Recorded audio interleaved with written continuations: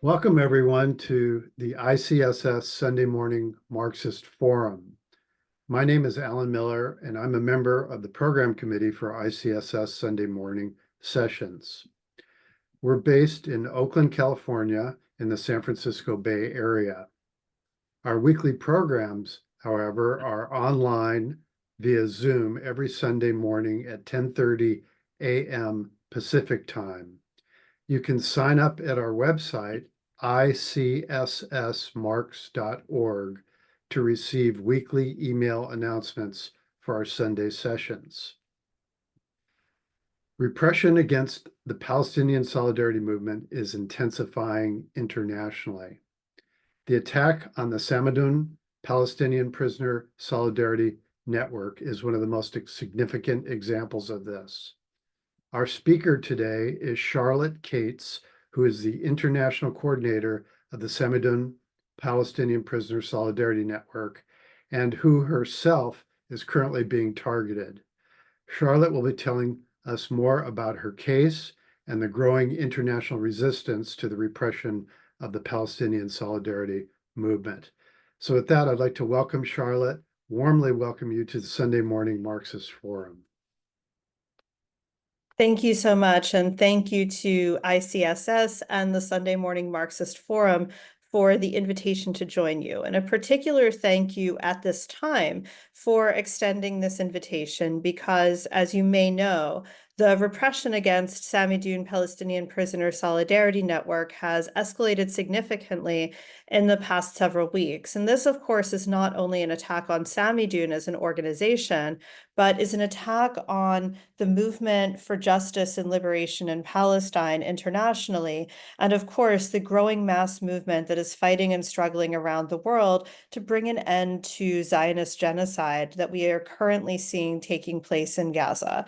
And so when we look at the actions of the United States and other imperialist powers in suppressing the Palestine Solidarity Movement, this is fundamentally inseparable from the actions of these same countries in providing unlimited military, diplomatic, political, and financial support to the occupation regime in its ongoing genocidal assault in Gaza, in its ongoing aggression against Lebanon, and its ongoing aggression against countries throughout the region, including Yemen, Syria, Iraq, and Iran.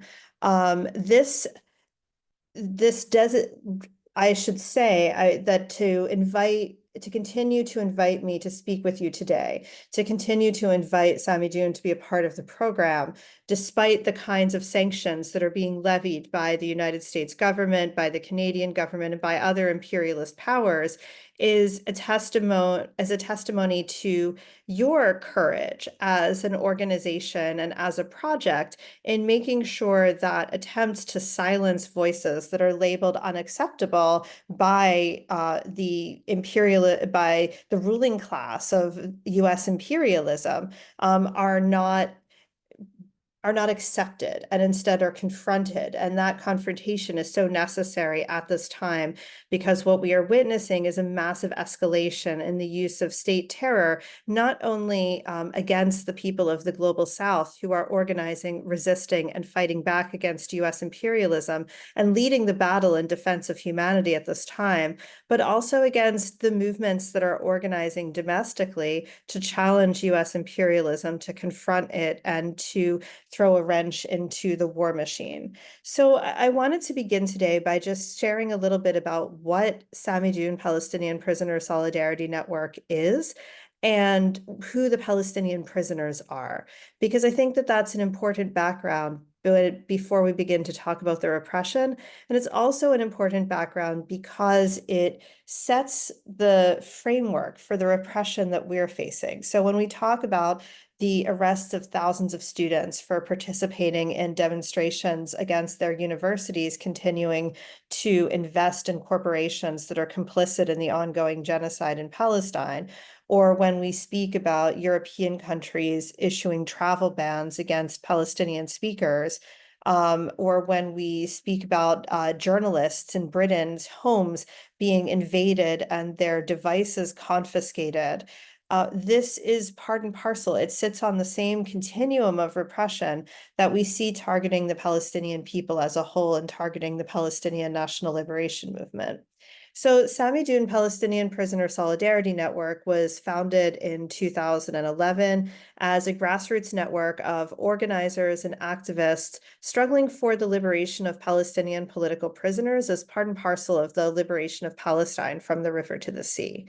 So when we speak today about the Palestinian political prisoners, there are over 10,000 Palestinians, most in this case from the West Bank, Jerusalem, and occupied Palestine 48, so-called Israel, who were held in Zionist prisons. And the reason why I'm being very specific here is because this number does not include the thousands of Palestinians from Gaza. Over 5,000 Palestinians overall have been abducted from Gaza so far during the genocidal assault on Gaza in the past 1 year.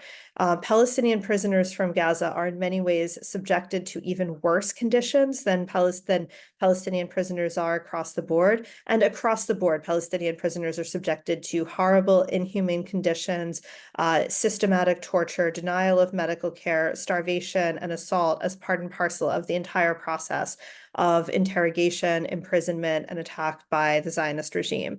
But Palestinian prisoners from Gaza are facing really horrific and almost indescribable forms of torture and assault.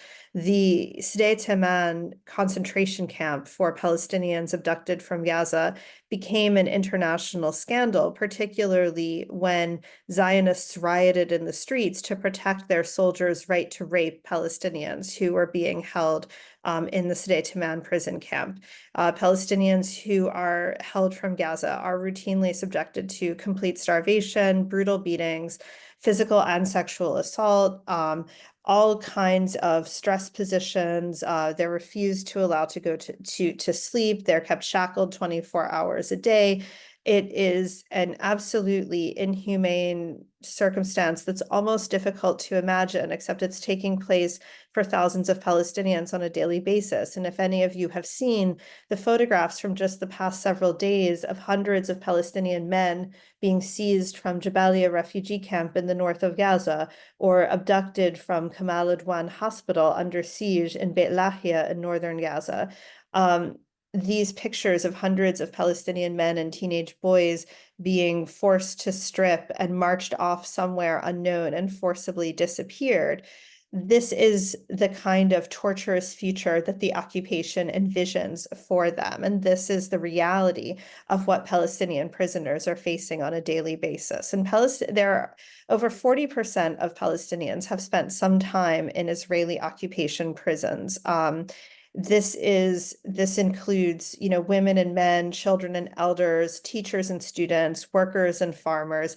There isn't really a Palestinian family in occupied Palestine that hasn't been touched by imprisonment as a colonial form of mechanism of control and targeting of the Palestinian people and their resistance. Indeed, the history of the Palestinian prisoners' struggle predates the Zionist occupation and colonization of Palestine in 1948, because before the Zionist colonization of Palestine, the colonial British mandate for Palestine was imposed upon the Palestinian people. And of course, it was the British who funded, armed, and supported, and through the so-called Balfour Declaration, granted the land of Palestine to the Zionist movement, rather than recognizing the rights of the Palestinian people over their own land and their own destiny and their own future.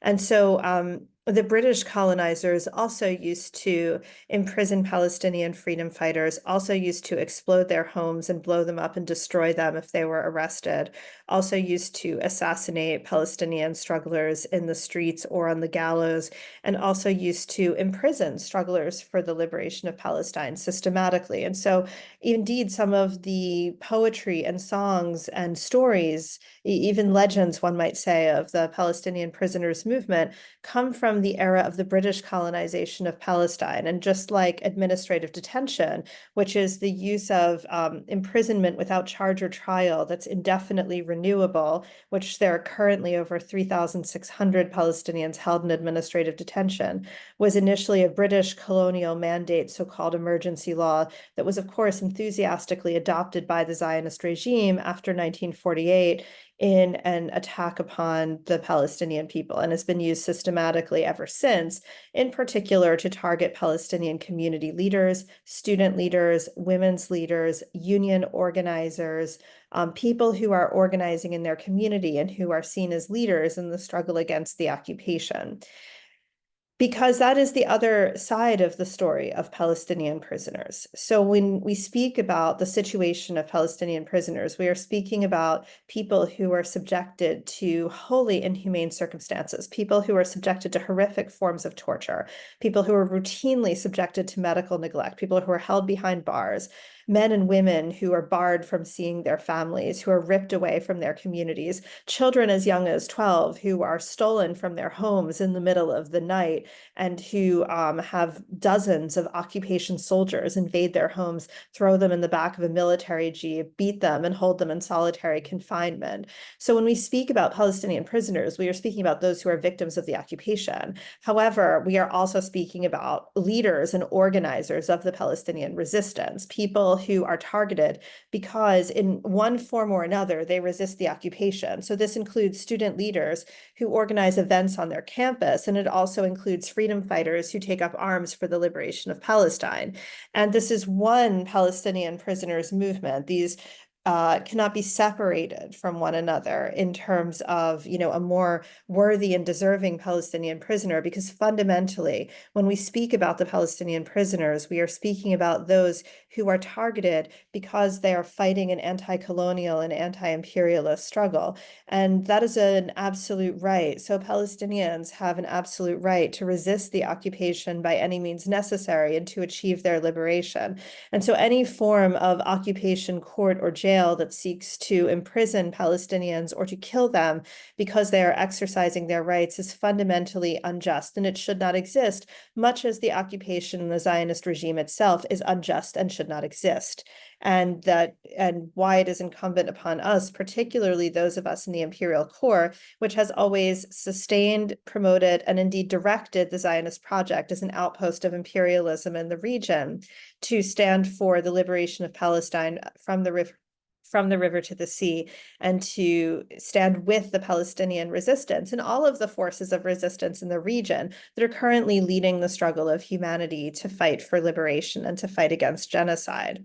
So when we speak about the Palestinian prisoners, it's also important to note that they are a point of unity for the Palestinian people and the Palestinian movement. They come from every political party, from Fatah, from Hamas, from Islamic Jihad, from the Popular Front for the Liberation of Palestine, and even independent activists.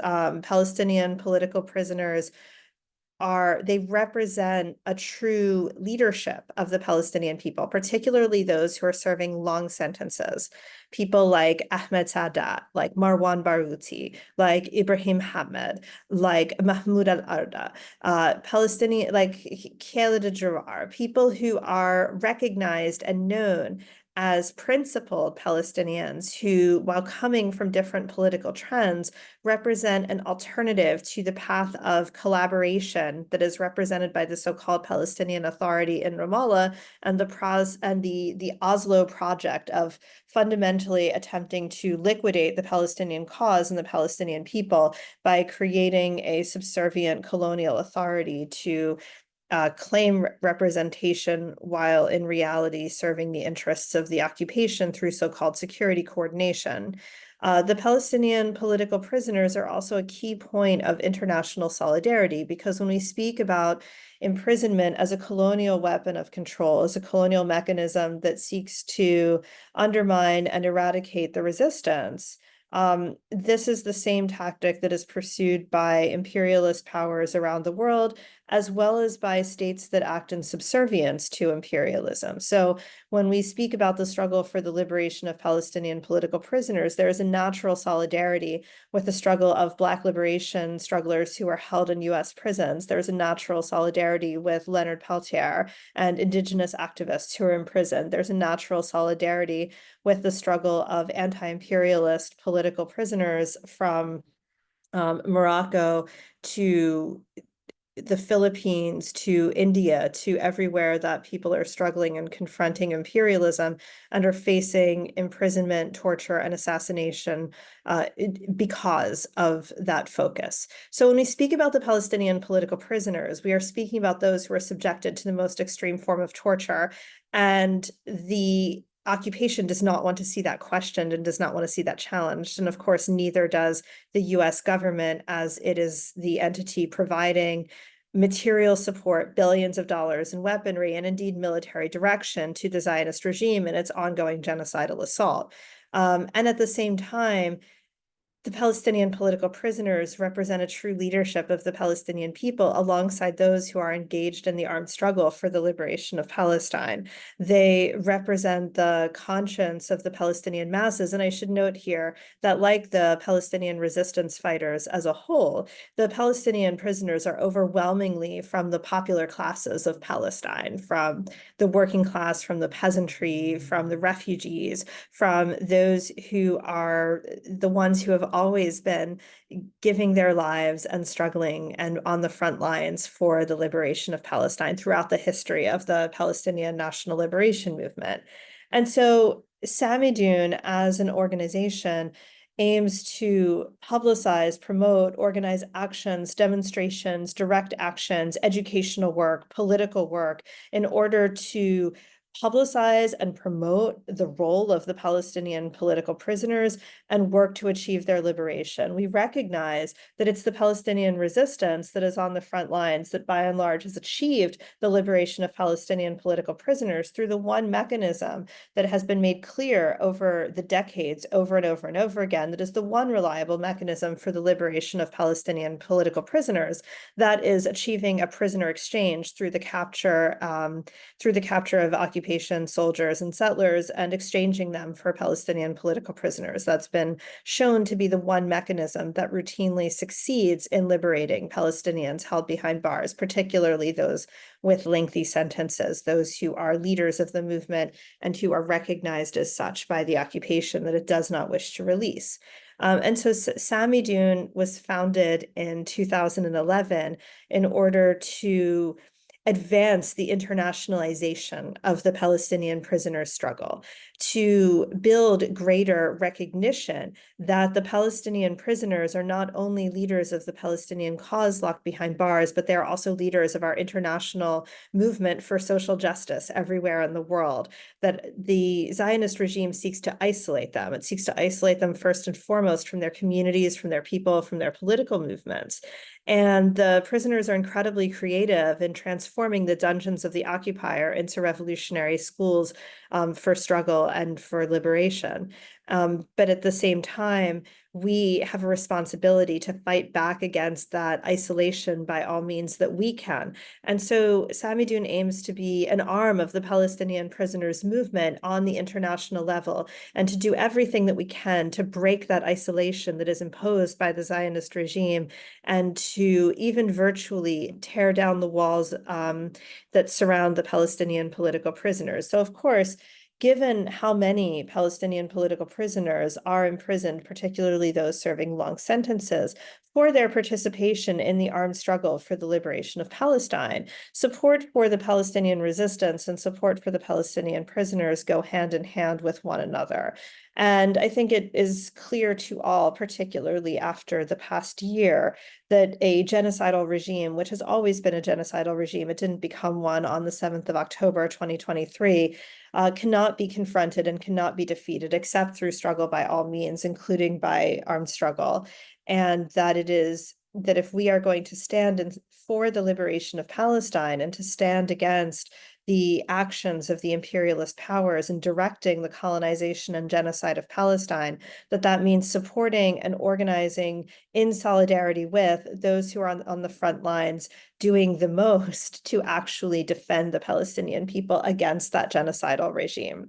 So Samidoun, organizes demonstrations, publishes reports, participates in direct action, organizes in internationalist communities in left circles, among Palestinian and Arab diaspora communities, for the liberation of Palestinian political prisoners. And so over the years, we have developed over 20 chapters in over 13 countries, and we are active in many places around the world because, we always receive inquiries from people who want to get more involved, who want to start doing actions, who want to form a chapter, and who want to take more action, because there's a growing recognition of the centrality of the Palestinian prisoner struggle to the liberation of Palestine as a whole. And this is something that many people want to build solidarity with, as well as the centrality of the Palestinian resistance and all of the resistance forces in the region, in forming a meaningful front to confront imperialism, Zionism, and the reactionary forces that work in collaboration with them.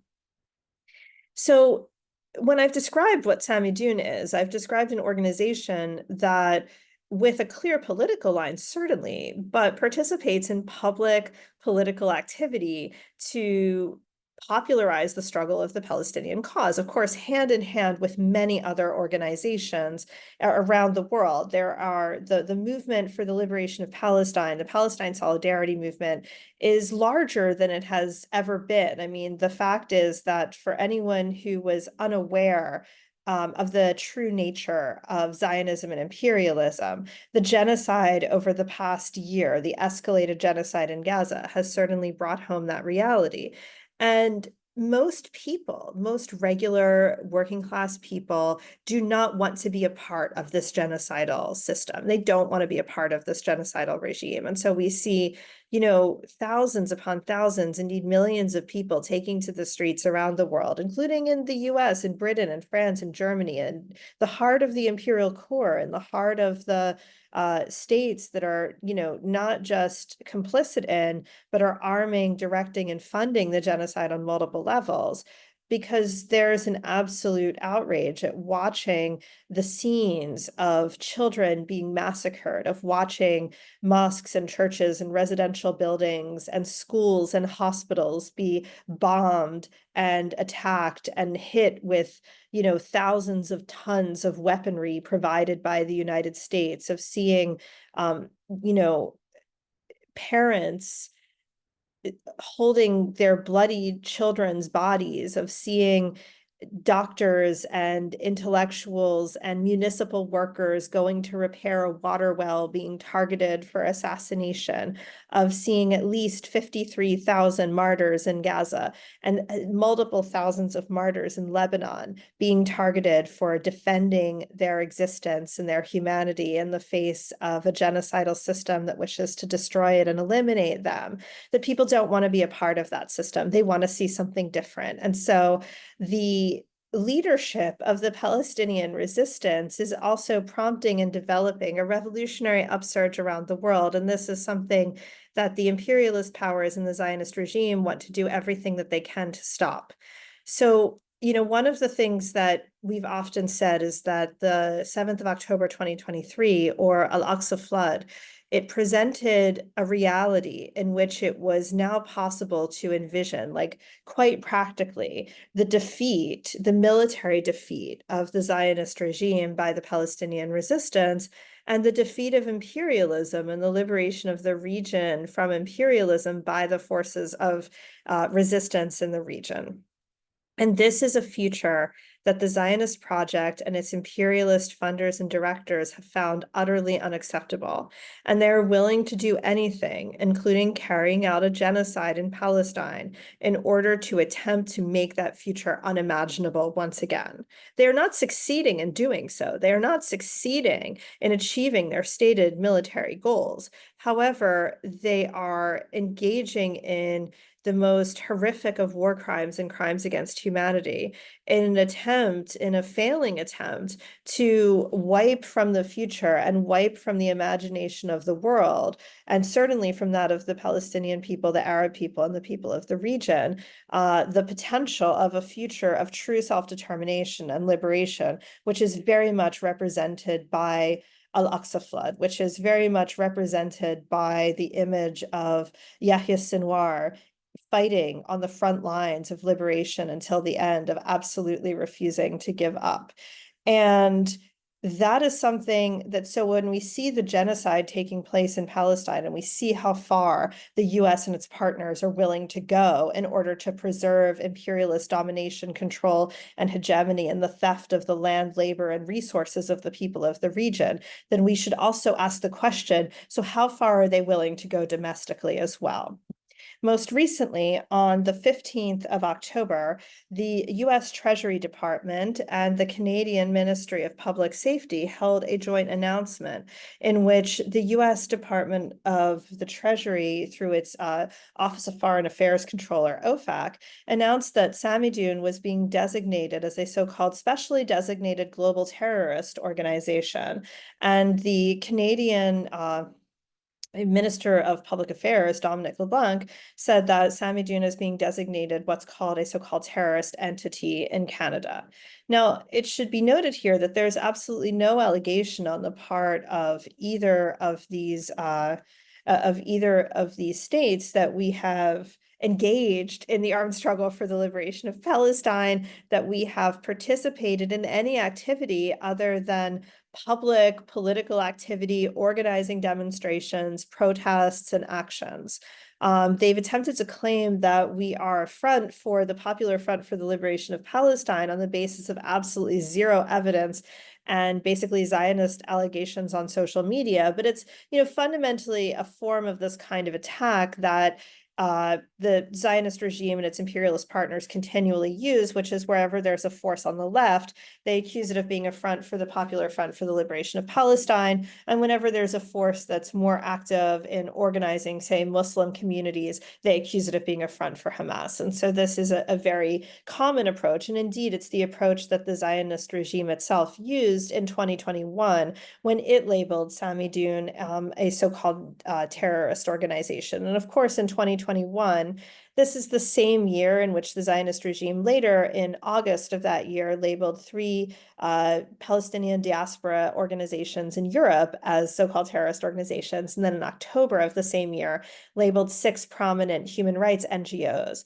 inside Palestine as so-called terrorist organizations. And so this was clearly a strategy that the Zionist regime was using at that time in an attempt to fight back against the growing global movement in 2021, which of course was the year of the Battle of Saif al-Quds, the so-called Unity Intifada, the development of the united movement throughout Palestine and confronting Zionist settlement and colonialism and its imperialist partners. And of course, we should also note here that the Zionist regime has, while it has always been a genocidal project, it has always been a fascist project, it has become an increasingly openly fascist project, which does not even attempt to kind of give lip service to the idea that there are Palestinians and they have rights, and instead is full of open incitement for the massive killing and or full transfer, ethnic cleansing of the Palestinian population as a whole. And that's fully represented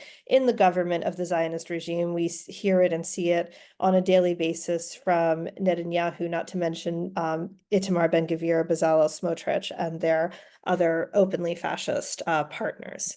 So this designation, the question then becomes like, what does it mean? What does it mean to be designated a terrorist entity? What does it mean to be designated a specially designated global terrorist?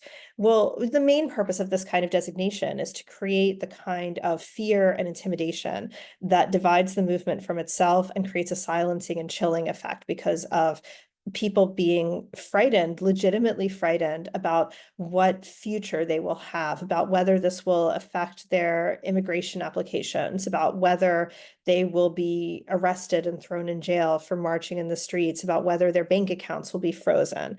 And that's really the purpose of this kind of anti-terror law and anti-terror legislation in the first place, is first and foremost to impose a climate of fear upon the population as a whole, but also to exercise a means of control of political behavior against a movement and against a people. And so to that end, I'm going to speak a little bit about anti-terror laws in the United States and their purpose, their history, and the attempt to use this designation as a whole. And of course, it should be noted here that this is part and parcel of like a broad framework of repression. So this is at the same time that we're seeing this kind of designation of Sami June, we're seeing members of the US Congress repeatedly summoning trade union leaders, educational leaders, student activists and others to be subpoenaed before Congress in ways that are highly reminiscent of the House Un-American Activities Committee in the 1950s. We saw thousands of students rounded up and arrested on university campuses. We're seeing in Canada the attempt to use Canada's laws against hate speech, not to target fascists, racists, or frankly, the Zionist organizations that are actively organizing and fundraising to support a genocide in occupied Palestine. That's not being targeted as hateful. What we're seeing are police departments, such as in Toronto and in Vancouver, attempting to, for example, arrest people for carrying Hezbollah flags, and which is legal under Canadian law, and then say, oh, this is a form of hate speech. Or in my case, to arrest me for saying long live October 7th at a demonstration and say, oh, this is hate speech and it's hateful to praise and support the Palestinian armed resistance for liberation. And so we're seeing this use of, and I think it's a real warning sign about so-called hate speech laws under bourgeois governments and under imperialist powers specifically, because much like we've seen kind of French anti-racist law used to put activists of color on trial for alleged anti-white racism, because they're also engaged in anti-imperialist and anti-colonial struggle in France. So we're seeing the same thing being done with so-called hate speech laws in Canada, where rather than targeting white supremacy, fascism, and frankly, Zionism, which is part and parcel of the white supremacist and fascist nexus, we are seeing the targeting of people who are confronting imperialism. So that, and so my case isn't alone in that regard. We're seeing this being used in cities across Canada as an attempt to do this kind of repression. Now, in other places and also in the US, we're also seeing, for example, the use of FARA, the Foreign Agents Registration Act, to target the Uyghur 3, to target Chinese activists and organizers and accuse them of seeking an improper relationship with China. We're seeing the use of FARA to target people as being accused of associating with Russia. And this is directly being used to, seek to advance imperial interests. But the repression of the Palestine movement, the use of these bogus civil lawsuits being filed en masse by Zionist organizations against a wide variety of organizations in the Palestine Solidarity Movement, from like National Students for Justice in Palestine to Within Our Lifetime, US Palestinian Community Network, even to Code Pink. This is all while these are ostensibly like independent initiatives, they're working hand in hand with the actions of the state as a comprehensive repressive attack that exists on a continuum with the imprisonment of Palestinians. And of course, it's important to note here that within the United States, there are at least three Palestinian political prisoners, Ghassan al-Ashi, Shukri Abu Bakr from the Holy Land Foundation, who are serving 65-year sentences in supermax prisons in the United States for being part of the board of a Palestinian charity that provided charitable aid and nothing more to Palestinians in the West Bank and Gaza, the Holy Land Foundation. And Mufid Abdul Qadir, who is serving a 20-year sentence for singing and performing at public events to fundraise for the Holy Land Foundation. And Mufid Abdul Qadir was also largely targeted for being the brother of Khaled Mishal, who was part of the leadership of Hamas. And so he was largely targeted for who his brother was, given that his role within the charitable work was essentially performing and doing song and musical performances at these events. And in France, we see the case of George Ibrahim Abdallah, who just yesterday, thousands of people marched outside Lannemezan prison in France for the liberation of this Lebanese communist struggler for Palestine, who has been imprisoned in French jails for 40 years.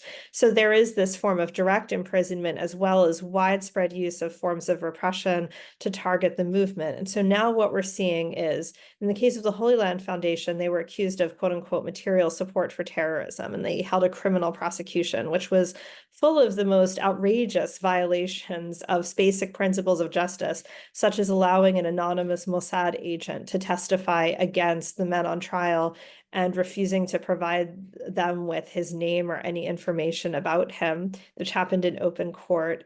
So this kind of fundamental injustice is built into the system. But when we see this use of designations, the use of OFAC designations, the use of FARA, what we're seeing is actually a turn toward almost extra legal forms of law, in where that lack the ability, even the limited ability that exists within the criminal legal system to put on a standard defense, those things are fundamentally denied. So it becomes you cannot hire a lawyer to fight the designation without getting a special license from OFAC in order to hire a lawyer to fight the designation. And so it becomes this kind of catch-22 situation where organizations and people that are designated by the United States have no mechanism to fight back legally against that designation. And so the question then becomes, how do we fight back politically, particularly within a context where the whole purpose of the designation is to impose fear and terror upon the movement, to cause people to disassociate from one another, to break the unity of the movement, and also to impose a form of political control. Because when we talk about anti-terror laws in the United States and the functions that they serve, by and large, the goal of the United States is not to arrest hundreds of people and to throw them in jail and to maintain expensive criminal cases. The goal is to modify the political behavior of the movement, to impose a sense of terror and fear so that they never have to engage in all of those cases and engage in that direct form of mass imprisonment. So to the current anti-terror laws in the United States, and I should say in Canada and Europe and elsewhere, because almost all of the imperialist powers' current anti-terrorism legislation is based on US legislation, which was promulgated around the world after September 11th, 2001, as part of the so-called global war on terror. And many legal scholars, such as Nina Farnia and others, have documented that the term terrorism and terrorist has consistently been applied to the Palestinian liberation struggle for decades upon decades upon decades by the United States, and that this terminology has been used consistently, even before the advent of today's anti-terror laws, to label Palestinians and those fighting for Palestinian liberation as dangerous, to exclude them from society, to justify their persecution, to justify their exclusion. And that this has been a kind of continual approach of the imperialist powers, particularly the United States.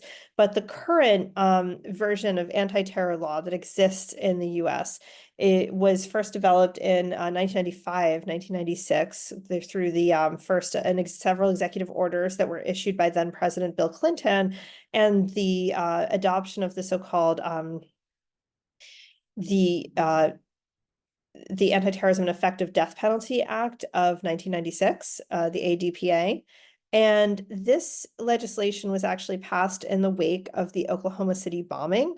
However, it doesn't have anything to do with domestic kind of fascist forces, and it has everything to do with what it calls so-called foreign terrorist organizations.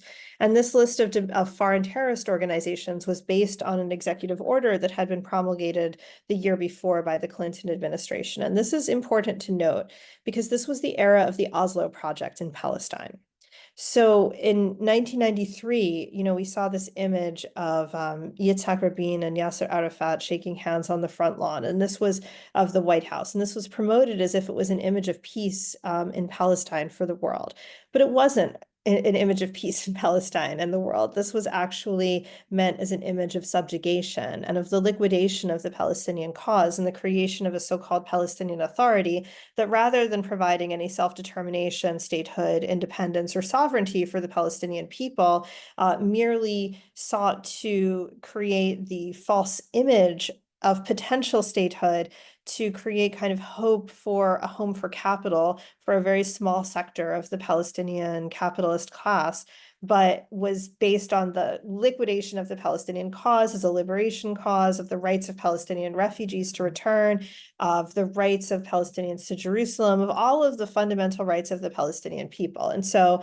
this is why the Palestinian resistance movements have always consistently opposed the Oslo Accords and the so-called Oslo process, a political stance in the 1990s, which was certainly proven more than correct within the next 10 years, in which the number of settlers in the occupied West Bank had had quadrupled and has continued to grow since that time. So leading to the outbreak of the Al-Aqsa Intifada in 2000. Of course, it should be noted here that the Al-Aqsa Intifada in 2000 also broke out only several months after the victory of the Lebanese resistance led by Hezbollah in liberating the south of Lebanon from Zionist occupation in May of 2000. So the Oslo process was one that was sponsored and led by the United States. It was part of the triumphalism of US capitalism and US imperialism following the decline of the socialist bloc in Eastern Europe and of the Soviet Union. And it was an announcement of US power to the world, essentially, and of the ability of the United States to set its interests as the dominant driver and the determinant of the futures of the peoples of the region, particularly the Palestinian, Arab, and Iranian people. And this is the context in which the United States created its first official list of foreign terrorist organizations. And that official list was listed as those organizations that aim to disrupt the Middle East peace process. So that is the listing of Hamas, Islamic Jihad, Hezbollah, the Popular Front for the Liberation of Palestine, at that time, the Democratic Front for the Liberation of Palestine. They even created a list for Kach and Kahana Hai, these, fascist Zionist organizations. The difference is that no one was ever surveilled, prosecuted, not a single account was ever frozen, as opposed to the Palestinian and Lebanese and Arab designations, which of course being counter to the interests of imperialism and not merely a fig leaf being placed there in order to kind of justify the existence of the list, where people have been subjected to all forms of deportation, special registration, criminal prosecution, secret evidence, imprisonment, the freezing of accounts, denial of visas. Basically, if there's any kind of repressive action the US government can take, people who have been accused of supporting the resistance organizations in Palestine have been exposed to it. So the entire purpose of the anti-terror list as it was created was to essentially impose the Oslo project upon the Palestinian people and upon the people of the region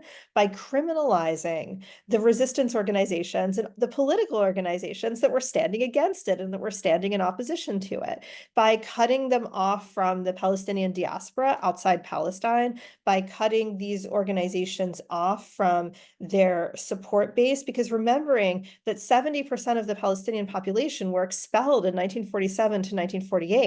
So when we speak about Palestinians in the United States, in Chile, in Germany, in Britain, in France, these are not small populations, not to mention in the Arab region. These are not small populations. These are huge numbers of people struggling to return home. So this was meant to starve fundamentally the opposition to the Oslo project. It was meant to prevent these organizations from growing and from existing. Now, we can certainly look back now and say that they failed to do so, but we can also look back and say that that was clearly the goal of those designations. And so the goal was to fundamentally change the political behavior and change the political perspective of the Palestinian diaspora and of the solidarity movement through the use of criminalization, state terror, and fear. So when we look today, and in many ways, unfortunately, like, it was effective, because a lot of times, up until certainly like the past year, in the past year, in the era of Al-Aqsa flood, it is increasingly impossible to deny the importance and the centrality of the Palestinian resistance to the liberation struggle. But for over 20 years, when we speak about who represents the Palestinian people, many people will say, of course, well, the PLO no longer does in its current form because it fails to include the majority of Palestinian political forces, and because it also, signed on to the Oslo Accords and fundamentally has been, deprived of its legitimacy because of that. And the alternative that is put forward is quote unquote civil society organizations and NGOs. And what's left out of the conversation altogether are those who are actually leading the Palestinian people, namely the Palestinian resistance organizations, their political parties and armed forces, and certainly the Palestinian prisoners movement. Now, in the past year, it is certainly impossible for anyone within this movement in any serious way to deny the actual leadership of the Palestinian people. But this was a project that was promoted by US imperialism in an attempt to fundamentally recenter the political destiny of the Palestinian people and the Palestinian cause by replacing the by starving the Palestinian resistance of support and replacing it with a kind of NGOized liberal opposition force, which would not mount a substantial resistance or revolutionary struggle against Zionist colonialism. So it's within this context that Samidoun is being designated as a specially designated global terrorist organization. It's within this context where, by saying, oh yeah, they support the PFLP, they're fundraising for them, when we've never been a fundraising organization. It's simply not a thing that we're known for in any way whatsoever. This is just meant to create fear, and it's meant to get those signs, those marches, and those people saying, we stand absolutely with the Palestinian people and the Palestinian resistance. It's meant to cut off future generations of people, including in the heart of the imperial core, who look at Yahya Sinwar and Syed Hassan Nasrallah and see a leadership that is worthy of supporting and fighting for, that is actually defending humanity rather than imperialism. It is imperialism seeking to resolve its contradictions through the criminalization of those who are confronting imperialism. And it's certainly not meant to just attack Samidoun as one organization. It's meant to create a precedent that organizations that are active and mobilizing for Palestine in the streets and that speak about the resistance can be attacked and can be criminalized. And if they can get one of us down without the movement standing up and fighting back, then they'll just keep on the attack. They'll keep moving inward. They'll keep moving in order to try to bring down the movement as a whole, because there simply is no Palestinian liberation movement that is compatible with US imperialism. And US imperialism is utterly wedded to the Zionist project as its project of perpetuating itself and its hegemony within Palestine and within the region. Now, the United States and Canada are not alone in this regard. Germany, which is the second largest supplier of weaponry to the Zionist regime and the current genocide, second only to the United States, banned Samidoun on the same day that they banned Hamas on November 13th, 2023. But since that time has also engaged in mass travel bans against speakers, has every single week there is an image of police brutality, of people being beaten in the streets. Hundreds of people have been arrested for saying from the river to the sea, Palestine will be free, a sentence that Germany made illegal on the basis that it is a slogan of both Samidoun and Hamas. This is, Palestinians' homes, and it should be noted that Germany is home to the largest Palestinian community in all of Europe. So there are tens of thousands, if not hundreds of thousands, of Palestinians, mostly refugees from Syria and Lebanon, denied their right to return home for the past 76 years, who are facing everything from being banned from schools for wearing a keffiyeh as a child to having sudden dawn raids on their homes in which police violently storm Palestinians' homes throughout Germany for nothing more than attending public demonstrations. And Germany's not alone in this regard. Mohammed Khatib, the Europe coordinator of Samidoun, was banned by the Swiss government from 10 years from entering Switzerland, even though, again, once again, noting that they're seeking other forms rather than criminal law to pursue this kind of repression. He's never been arrested or convicted of anything. And they banned him for 10 years from entering the country because of the threat that him giving public speeches poses. And of course, this is happening at the same time when headlines are going around the world saying Switzerland is reevaluating its so-called commitment to neutrality in order to commit to a European pan-defense project aligned with US imperialism to counter quote-unquote Russian influence.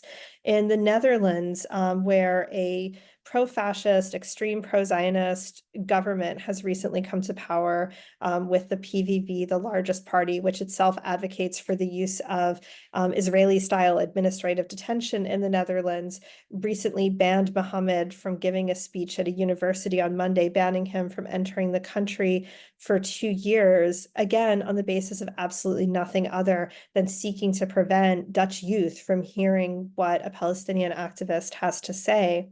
In Belgium, Mohammed is fighting to keep his asylum status after the minister of immigration sought to strip it away, again, simply because they don't like hearing his speeches at demonstrations.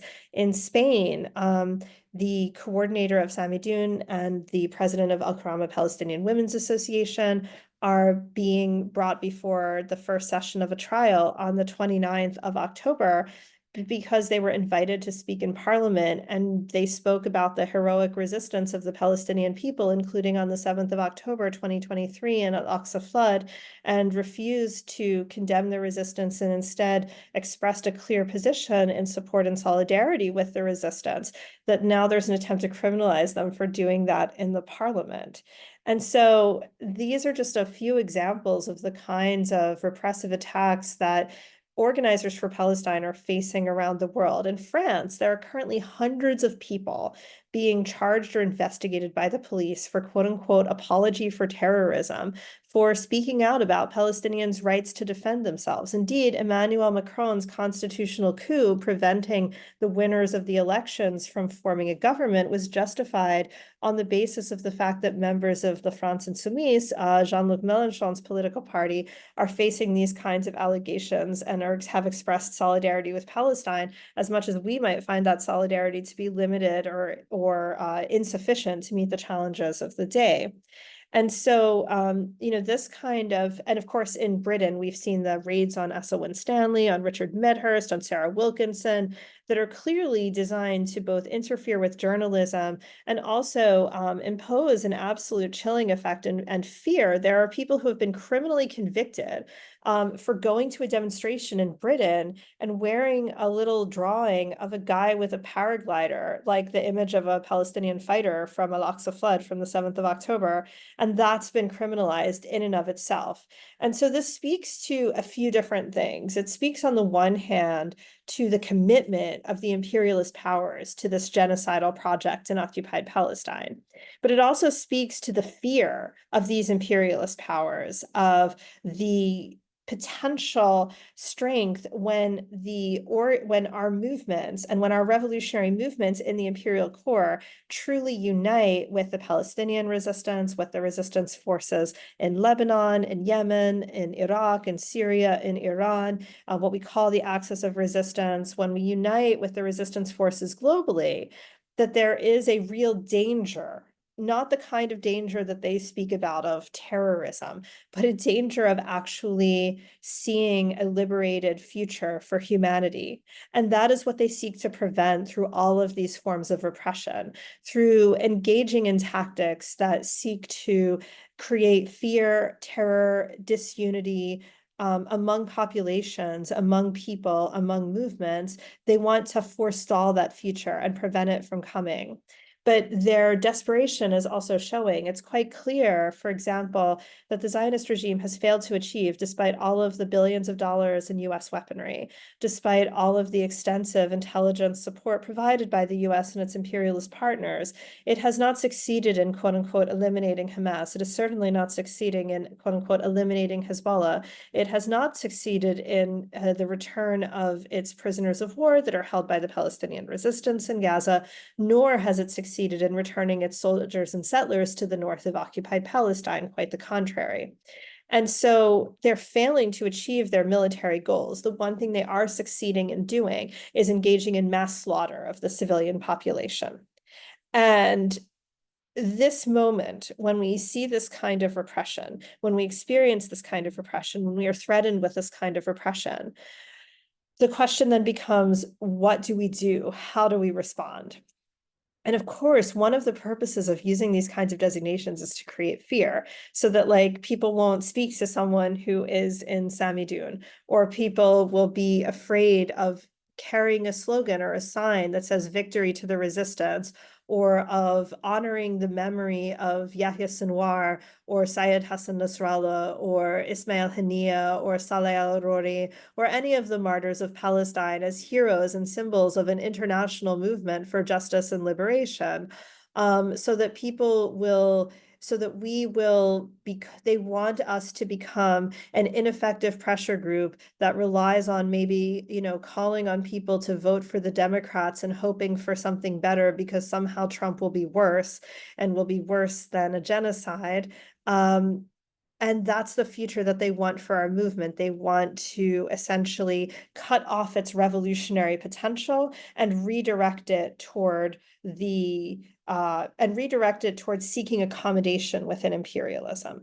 And so the only response that we can meet this kind of repression with is greater organizing, greater unity, refusal of fear, and continued support for the Palestinian resistance. Because not only do we need to call for an end to the designation of Samidun, we also need to fight to end the designation of Hamas, of Islamic Jihad, of Hezbollah, of the PFLP. We also need to fight to scrap these so-called terror lists that are used to criminalize the Palestinian people.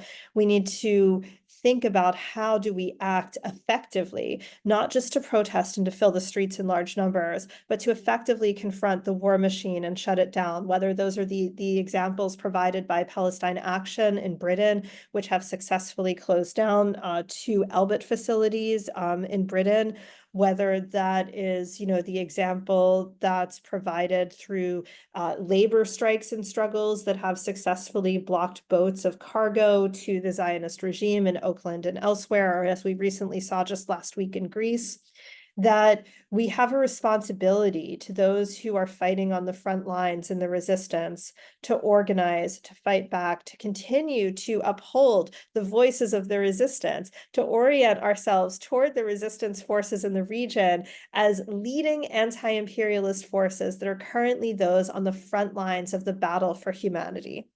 Because it must be clear more than ever that when we do speak about the primary contradiction of imperialism versus the people, because this is an imperialist Zionist war that is taking place, a genocidal assault that is taking place in Palestine and Lebanon and throughout the region. And the future of our world and of humanity is on the line. And right now, it is every fighter from Al-Qassam that is burning a tank in Gaza, and every fighter of the Lebanese resistance that is repelling the invaders in the south of Lebanon, that are struggling and sacrificing for every one of us and for our future. And so we owe it to them, and we owe it to ourselves, and we owe it to future generations to refuse to be intimidated, to organize legally and politically and on all levels to fight back, to organize, and to do everything that we can to contribute to a victory of the resistance and to the defeat of Zionism and imperialism. Thank you, Charlotte. After a few short announcements, we're going to have question and answers from participants. So those of you who have questions or wish to make a comment, please raise your hand by clicking on the reactions button at the bottom of your Zoom screen. And we will call on people as we can to have you ask your question or make your comment. I just want to remind you to please keep your comments and questions short.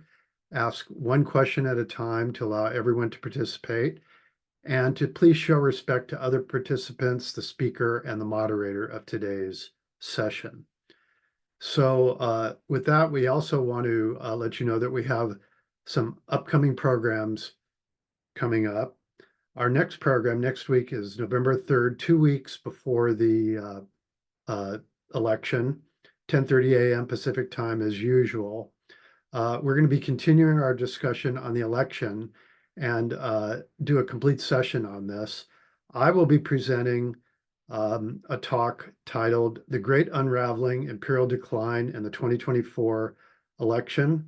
And what we're going to be talking about are a lot of issues that kind of underlie what's going on in the US today and the election specifically. You're going to hear perspective and analysis that you really just won't see anywhere, certainly in the mainstream media. So please join us for this session next week. We also want to remind you that you can sign up to our email notifications list by going to our website at icssmarks.org. That's icssmarks.org, where you can find a sign up form right on the homepage, links to video recordings of past programs, a contact form to send us a message with feedback, suggestions, comments, requests for future programs and topics, and also to make a donation to support our Sunday morning program.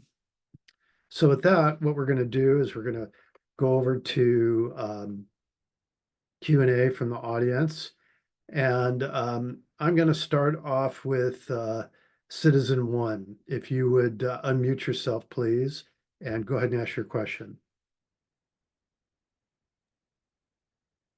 Oh, okay. I thought Gene was No, first. it's okay. I'm taking things in order, the order that I take them. Go ahead. Oh, okay. No problem. I just didn't Yeah. want to jump ahead of anyone inadvertently. Yeah. Go ahead. So Charlotte, I appreciate all the information you provided. Some of it was a good refresher course for me. I've been involved in the Palestinian struggle for many, many years. I just want to say one thing, though, actually, with all due respect, a point of strong criticism. You're free to do what you want to do with regard to the video I saw of you and some of your comrades burning the Canadian flag. And so you're free to do that. And I want to say I'm likewise free to respond to it. If I'm correct, and correct me if I'm wrong, you're with the Workers' World Party. I think yeah, again, feel free to correct me wherever I'm wrong. Oh, okay. Thank you for correcting me. The video I saw indicated that you were among the Canadian flag burning participants. Yes, because that came from a Zionist source. I was in Madrid at the time. But anyway, I have no shame about being associated with it. That's not the point. It's just incorrect. Oh, okay. No problem. Thank you very much for correcting me.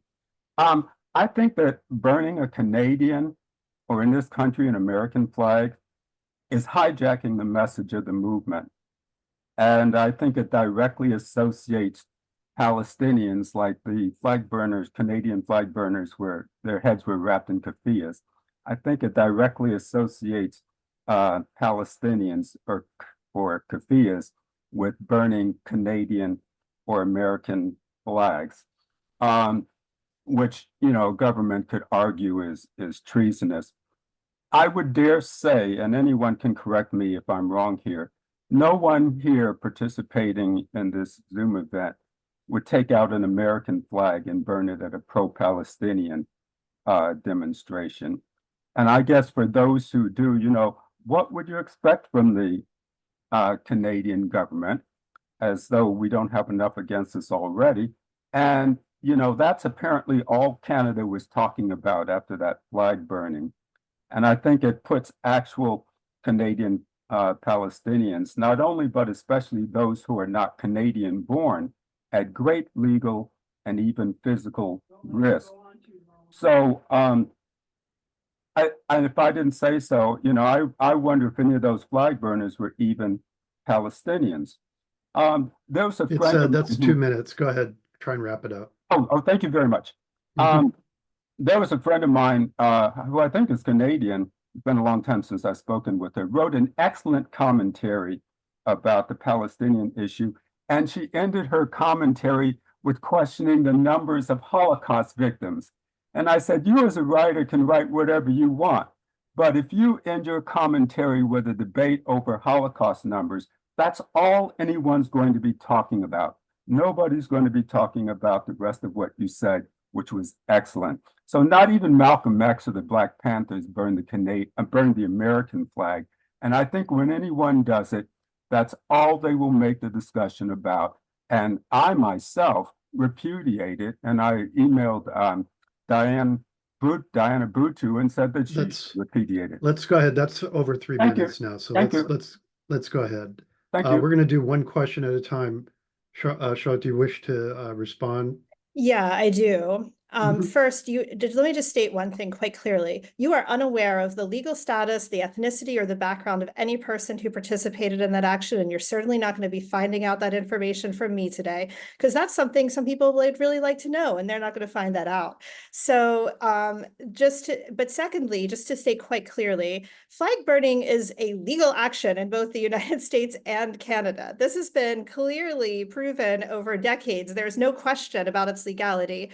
For anyone who it's covered under the First Amendment in the United States. It's covered in Canada under the Charter of Rights and Freedoms. In fact, there were flag burnings across the country in Canada several years ago after the discovery of the residential schools' mass graves taking place across the country. I also really want to speak about I think there's this idea that there is that Canada is a kinder, gentler form of imperialism. And so it becomes, impossible to conceive of the idea that people might be filled with enough rage against the Canadian state and against its imperialist policies that they would want to burn a flag 1 year into an ongoing genocide in Palestine that is being funded, supported, and armed by the Canadian state and Canadian corporations.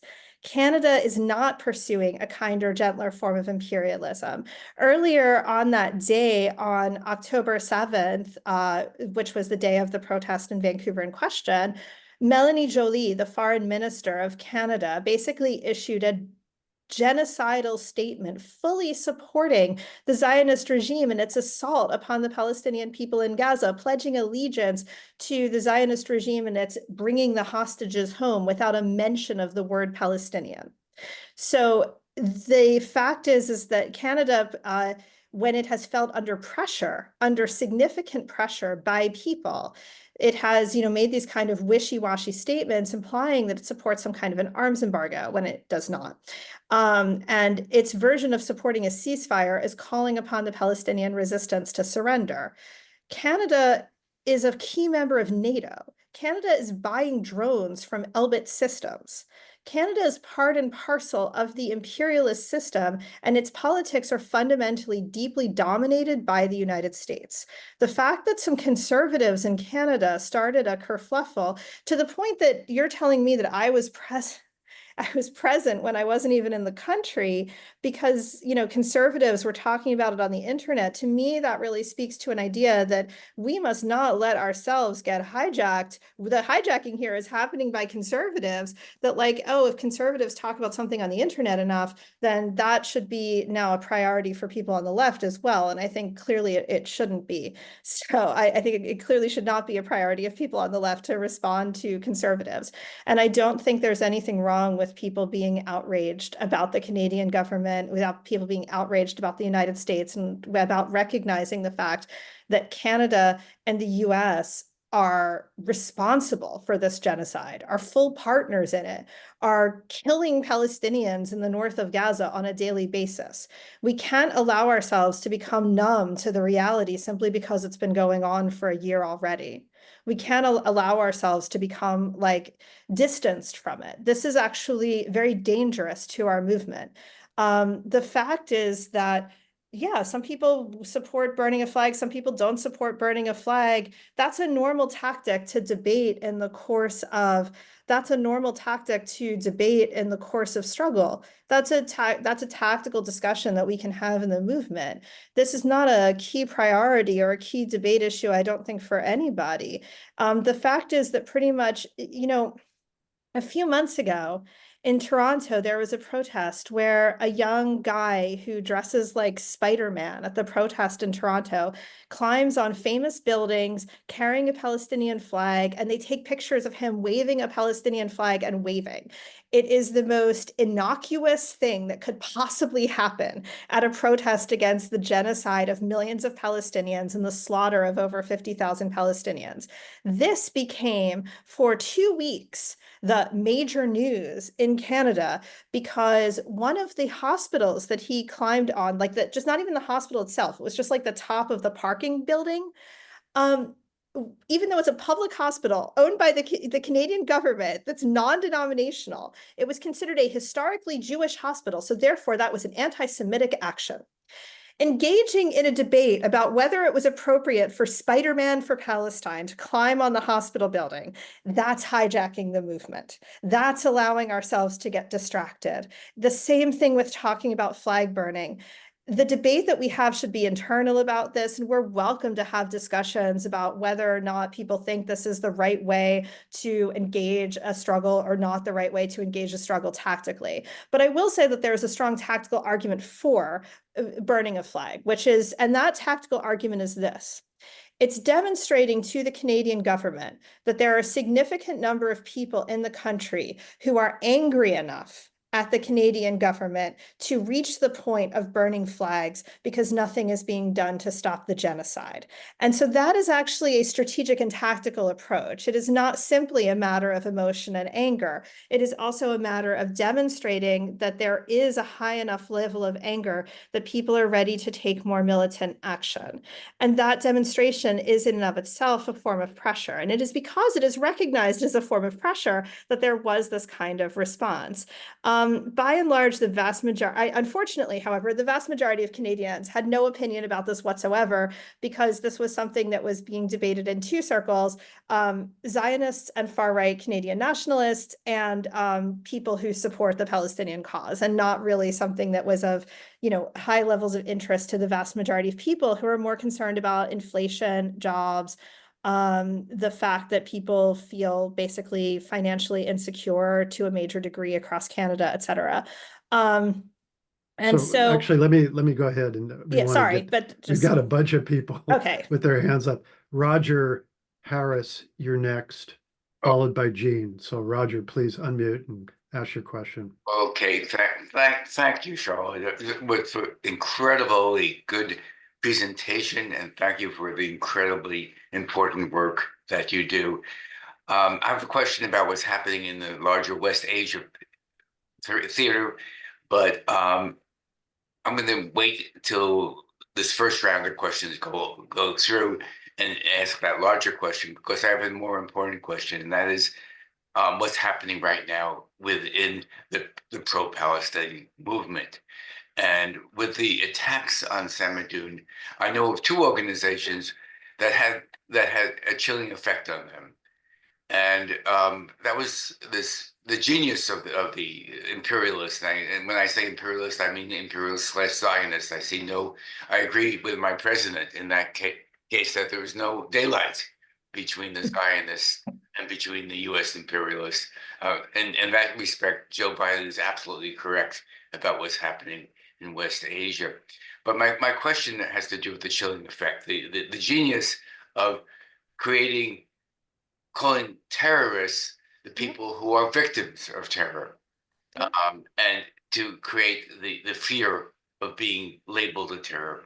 But I want to ask you, because you are very experienced working with the movement, how do you speak to the people that feel that this had a chilling effect? And what are the practical risks that people have in actually supporting Samadoun and supporting actions such as Samadoun? Because while we could talk about being brave, we should also go into these things always knowing what the consequences of our bravery is. So again, thank you so much. Absolutely. Well, first, there's very little to simple political support and political expression. And that's the thing that we are encouraging people to do independently, is to engage in political support and political expression. The greatest level of sanction for the kind of designation that we have, which is an SDGT designation, is basically for financial transactions, because these, remember, are treasury sanctions. So they're being promulgated through OFAC. So if we look at the kinds of sanctions that we see on Cuba, on Venezuela, on Iran, on Syria, it's essentially taking that kind of sanctioning and imposing it domestically. That's what they're trying to do through the designation of Samidun as an SDGT. So there's two kinds of terror lists in the US. There's the SDGT list, which is promulgated by the Department of the Treasury, and there's the FTO list, or Foreign Terrorist Organization list, which is promulgated by the Department of State. So when we talk about charges of quote unquote material support being used in criminal cases, those require that there's an allegation of providing material support to a designated FTO that was designated by the State Department. So Samidun is in a different category. So we certainly would advise everyone to steer clear of any kind of financial transactions with Samidun as an organization. And it's not possible for anyone in the US to engage in a financial transaction with Samidun at the moment. So, and we certainly wouldn't advise anybody to try to do that, because that's where the greatest level of risk exists. Because of course, by being treasury sanctions, by being OFAC sanctions, the idea of exchange of things of value or things that have financial value is, and this is to do with an organization. I should note that I personally am not subjected to sanctions. I am not designated as an SDGT when I am doing something like going to a job as an individual. That is really not connected to the issue of the sanctions on Samidun. They are separate.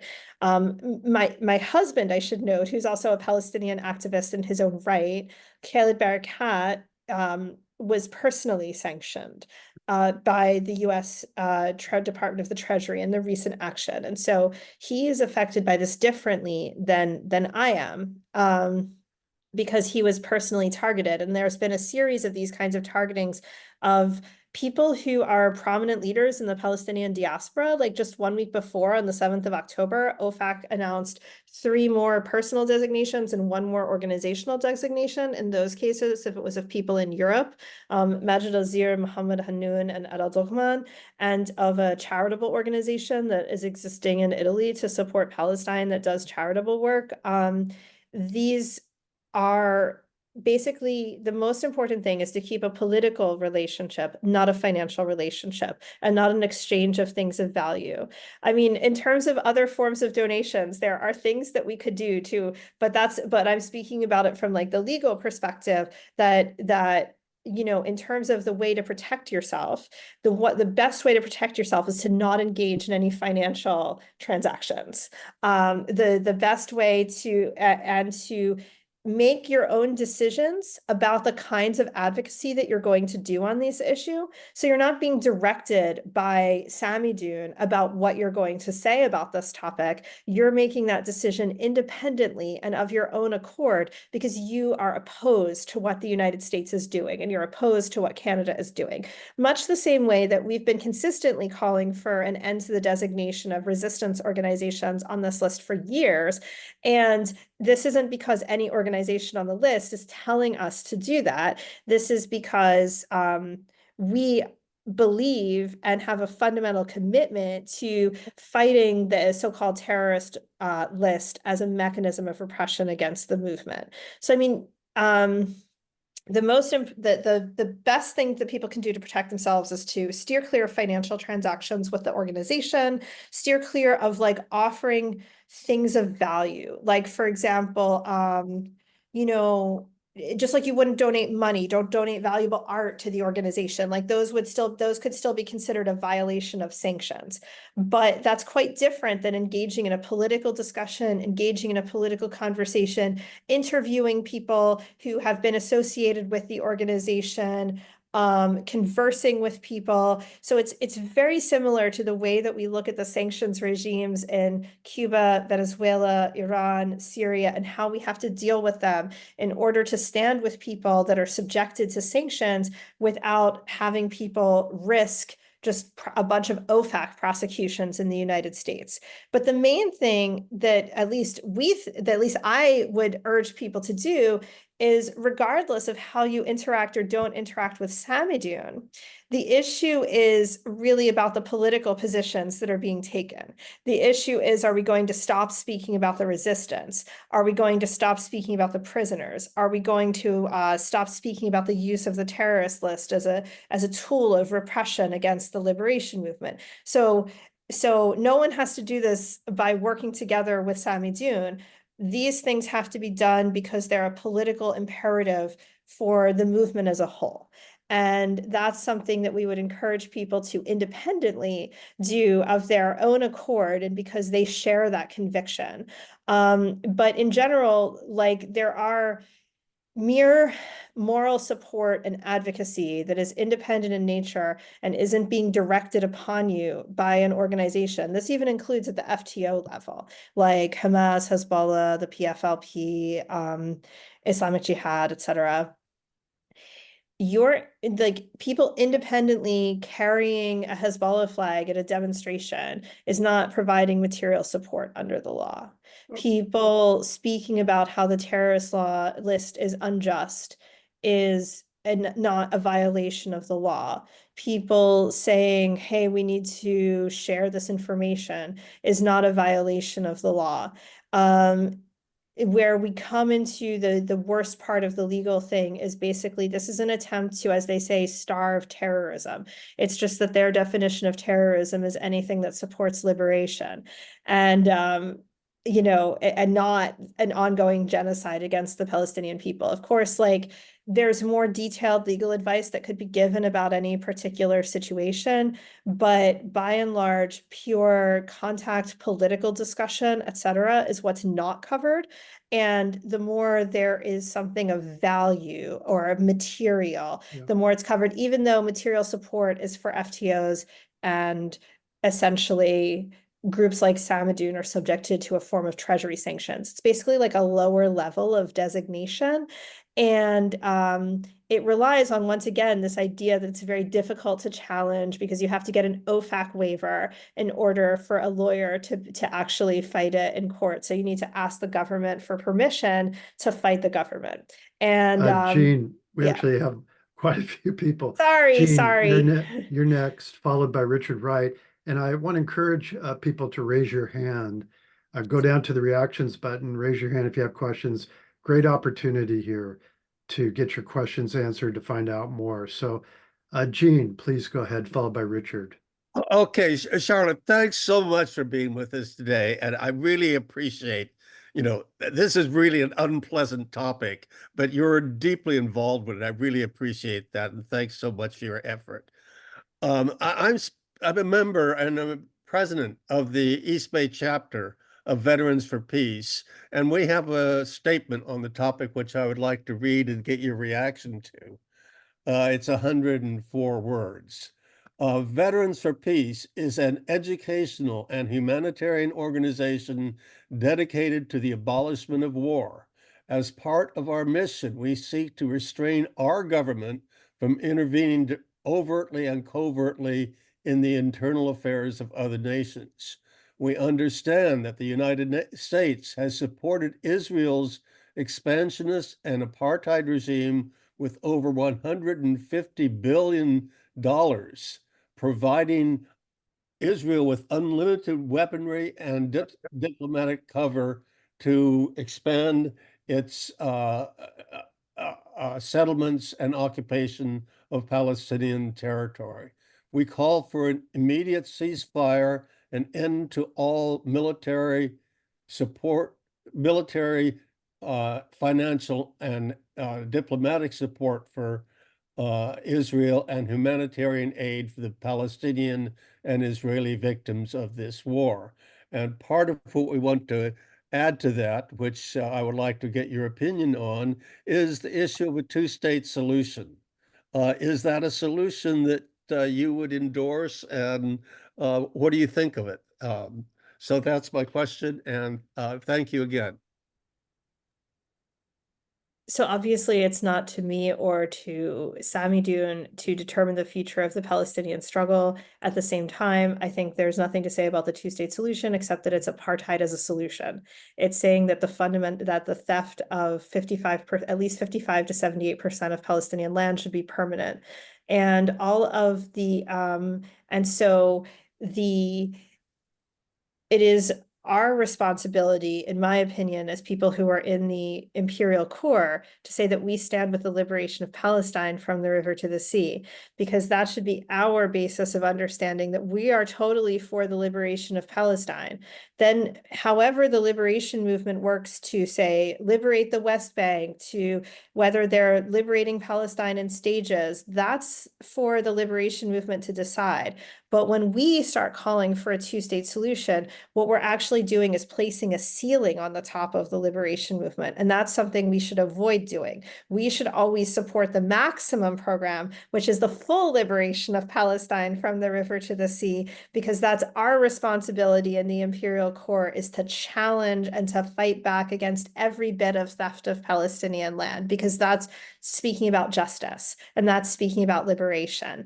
And unfortunately, the so-called two-state solution, it's a solution of theft. It's a solution of fascism. It's a solution of violence. And so it's not something that we can support on a principled level. And we do have a very easy mechanism to simply say, we're totally for the liberation of Palestine. And this doesn't place ourselves above the Palestinian resistance in determining its future. It simply says that we are not going to participate and be complicit in placing a ceiling atop the demands of the Palestinian people and their achievements.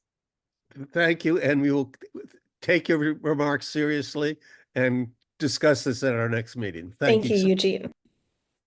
Okay, thank you. Next is Richard Wright, followed by Janet. So Richard, please go ahead. Thank you very much. It's been a very, very informative presentation. I think this is the second time I've seen you on ICSS, Marks. The question, first off, one thing I put in the chat was, how about Bitcoins as far as donations? Are you set up for Bitcoins? But more to the point, the real question is this: it seems to me that there's a tie between Palestine and Ukraine that's not being discussed, and that is the weapons manufacturing. That basically the United States is acting, or I take that back. Actually, NATO has a vested interest in maintaining wars in order to provide quote jobs and income to something like, well, I don't know how many numbers are out there, but a lot of people are dependent on those kinds of those kinds of production. How do you make these points to those people that are employed and basically get off the campus, if you will? Thank you very much. Yes, I completely agree that NATO is that there is a connection, that essentially the US and NATO as a whole have an absolute interest in supporting war, have an absolute interest in preventing people from achieving any kind of meaningful peace or self-determination. That's not in the interests of imperialism. There's a real attempt to sort of tie together Ukraine and Israel as essentially US and NATO imperialist projects, and that's something that should be very dangerous. It's also really interesting, like in kind of the political sense, in that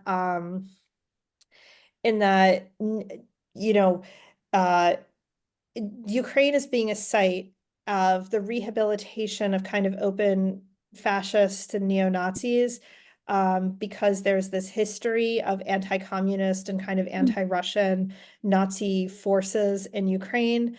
This rehabilitation is going hand in hand with the portrayal of anti-Semitism and anti-Jewish bigotry as a problem of Arabs, Muslims, and Palestinians, rather than that of European fascists. And so we're seeing at the same time the rehabilitation of actual like anti-Jewish Nazi forces in Eastern Europe because they're anti-Russian, at the same time that we're seeing the Palestinian Liberation Movement, which is simply an anti-colonial liberation movement.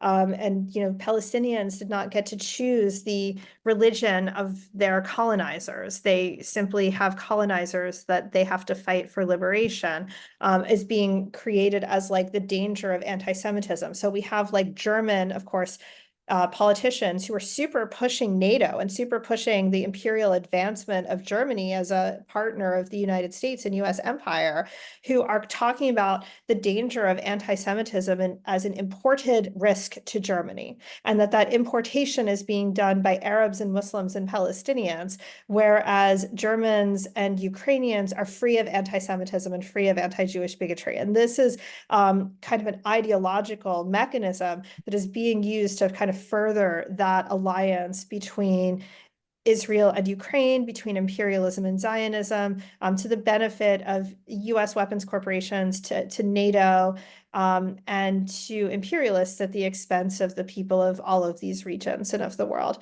Regarding, Bitcoin and cryptocurrency, obviously there are multiple mechanisms of kind of, cryptocurrency has never been like a liberationist political project, but at the same time, there are people, for example, in Venezuela, in Lebanon, in Syria, elsewhere, who turn to cryptocurrency as a mechanism to avoid US sanctions. And of course, this is why it's great to see things like the BRICS talking about alternate payment systems and alternate forms of international trade and currency to really challenge this issue on a state level, because what the US does in terms of its sanctions and what it does in terms of its coercive economic measures is fundamentally attempt to bankrupt and impoverish countries and nations that seek to pursue an independent route of development. And they seek to do that through the use of exclusion from the payment system, freezing of bank accounts, and the massive use of coercive economic measures such as sanctions. So if we look at the kind of OFAC sanctions being imposed on Sami Dune and being imposed on so-called specially designated global terrorists as part of that same regime of sanctions, just kind of taken from the national level to an organizational or even an individual level, certainly all of those mechanisms that are used to survive, whether that's the use of cryptocurrency, whether that's the use of alternate payment mechanisms, et cetera, to survive sanctions, are also going to be used by groups and individuals that are designated in that way. But it also speaks again to the importance of challenging US and imperialist domination of international payment systems so that they're not able to target liberation movements any more than they're able to target nations pursuing their own destiny free of imperialism. And I should note that the US has also coerced companies that are crypto exchanges to try to confiscate cryptocurrency, for example, from Palestinians that they labeled as being part of Hamas. This was something that happened, several months ago. There was an attack on accounts, and essentially with the US attempting to, even in some kind of a censorship resistant currency, to use the mechanism of crypto exchanges needing to access the US banking system as another way of getting at the assets of the Palestinian people and their resistance. So, fundamentally, there are all kinds of solutions that we can try, that people can try to evade the sanctions, but fundamentally we have to defeat the sanctions. And that's something that can only be done politically and through organized power. Okay, next is Janet, followed by Polina. And again, I would encourage people to raise your hand to ask a question, make a comment. So good, Janet, please go ahead. Thank you. Yes, thank you, Charlotte, for appearing here today, for your edifying presentation and for your courageous work. Let me preface my question with this. Given the broad application by Israel of the Hannibal Directive since October 7th, 2023, I've been wondering whether the prisoner exchange tactic might be obsolete. That said, here's my question.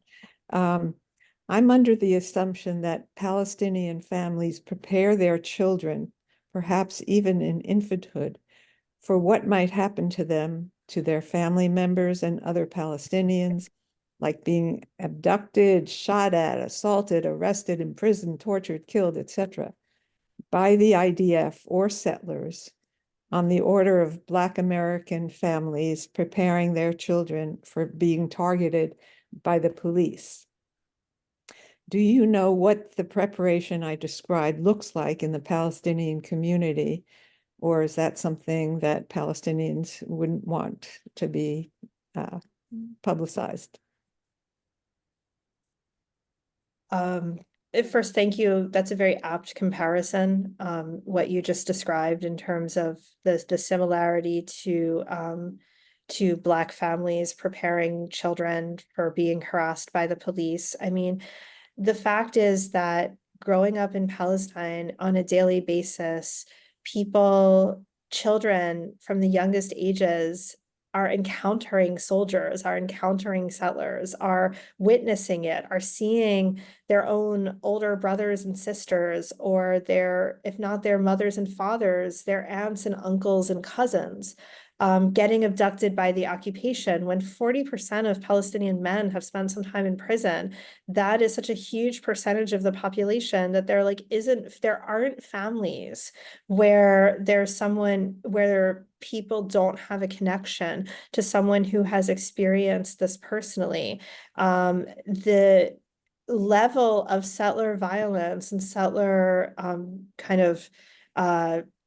proliferation in the West Bank, colonial settler proliferation in the West Bank is such that, the issue of what might happen if you go near the settlement is just like a daily aspect of life. But at the same time, Palestinian families are very much teach their children to carry on Palestine. And this is very much true whether it's in Palestine or in exile. Like if you talk to Palestinian children who have been refugees and whose families have been refugees since 1948 and denied the right to return home, they'll still tell you about their village in Palestine and about their grandmother and their great-grandfather's keys and their documentation and how they plan to go back home someday.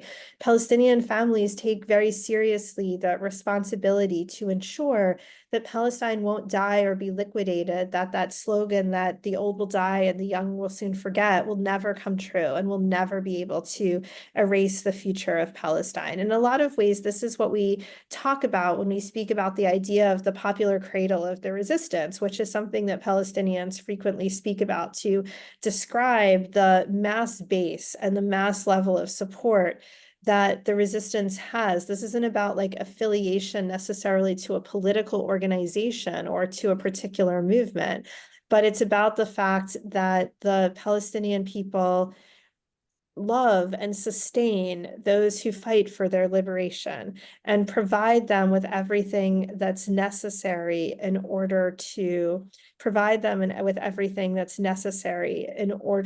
to continue that struggle. And that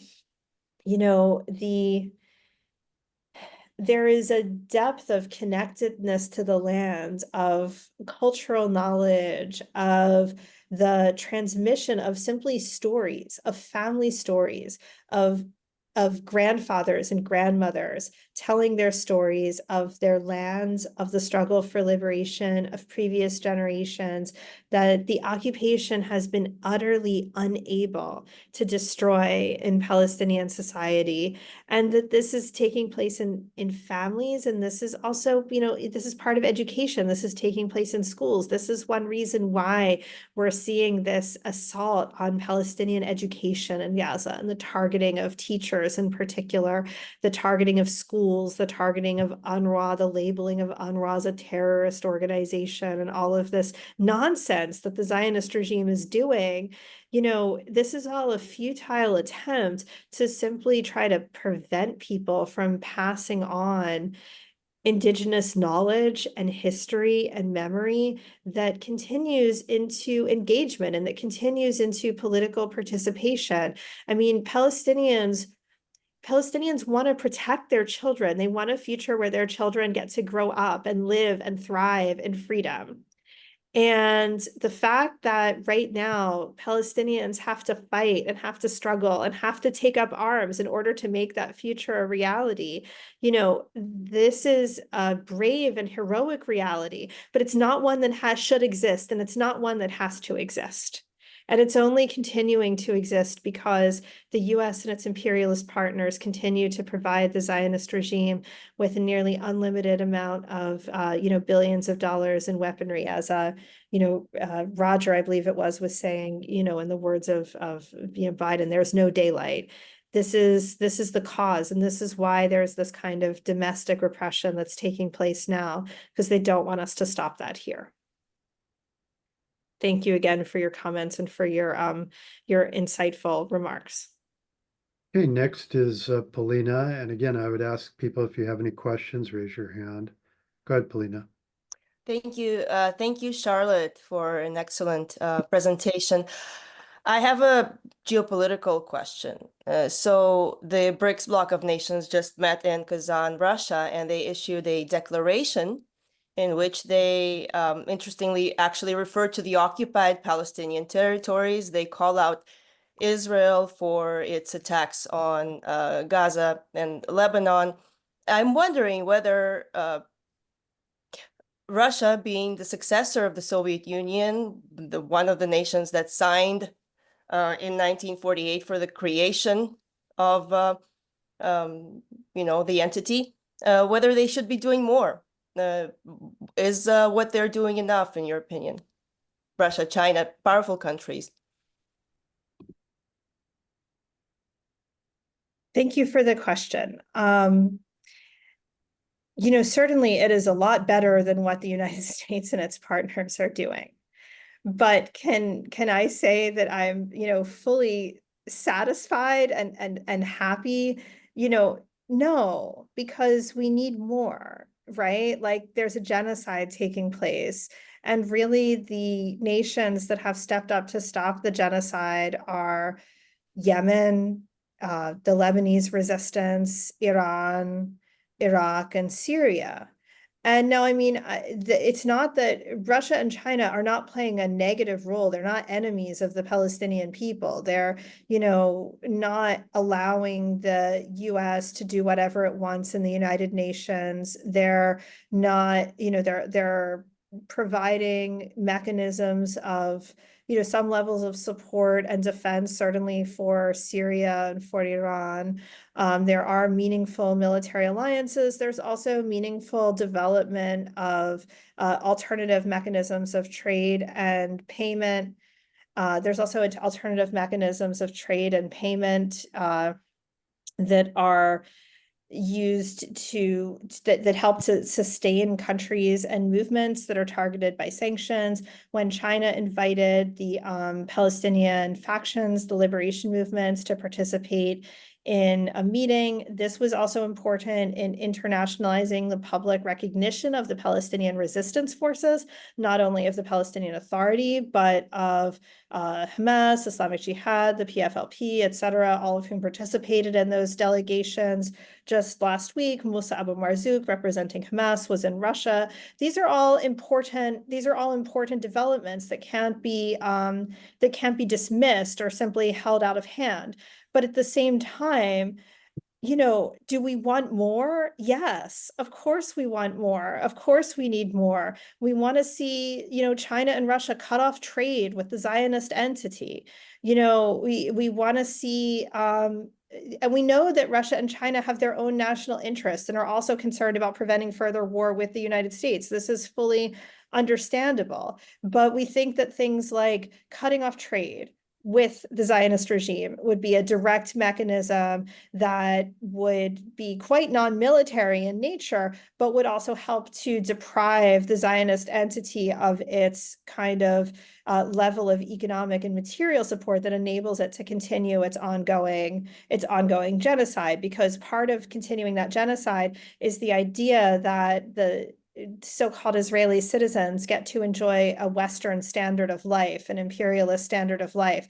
And any kind of inconvenience is presumed to be an extreme level of terror attack to the Zionist regime.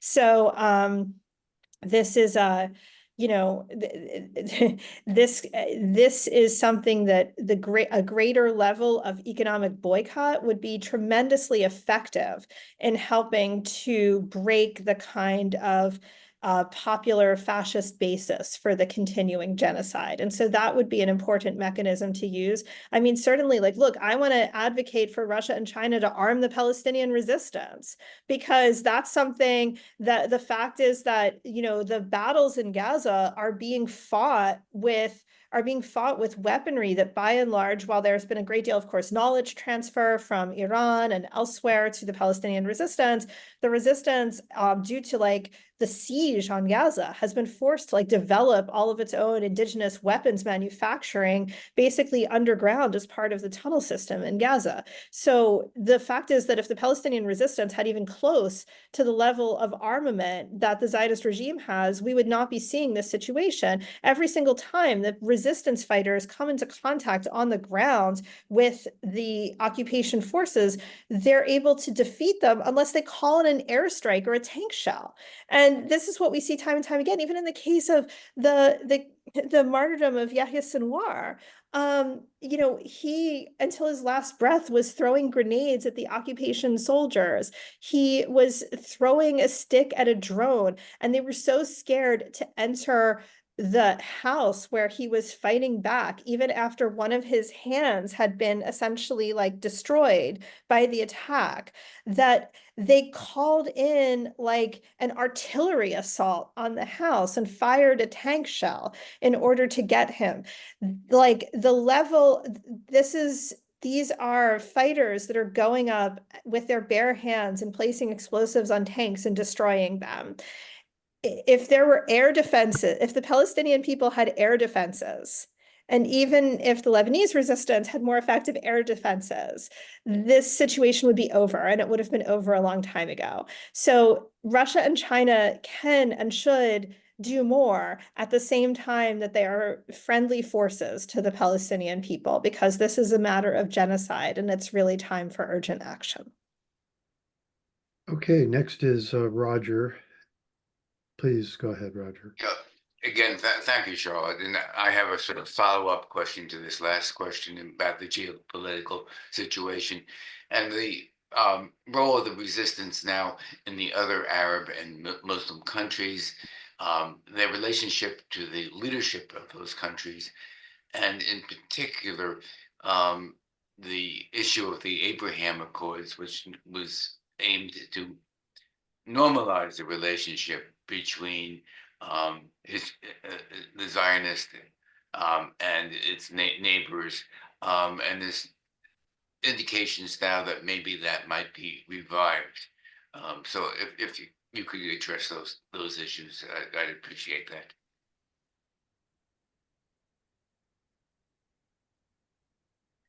I'm sorry, I missed the last part. Could you repeat the last part? I'm so sorry.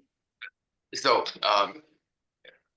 I asked about the relationship of the resistance movement within the other Arab Yes. Muslim countries, the relationship of them to their leadership, and the potential for the reinitiation of the Abraham Accords, which would normalize the relationship between the Arab and Muslim countries and the Zionists. And there's talk that that might get revived. Absolutely. So in terms of the resistance movements have still the highest level of communication and support for one another. And this is across the board. Like, we continue to see joint actions and development of joint actions between, for example, the Yemeni and between the Yemeni and the Iraqi resistance. The Palestinian and Lebanese resistance are, of course, fighting very heavily on the front lines on a daily basis. And while there have been these significant assassinations, which certainly cannot be cast aside as like minimal, they are not the kind of assassinations that have destroyed. The fact is, like, these movements are comprehensive and large and have resilient structures that were built up, because the fact is that, like, every general secretary of Hamas has been assassinated.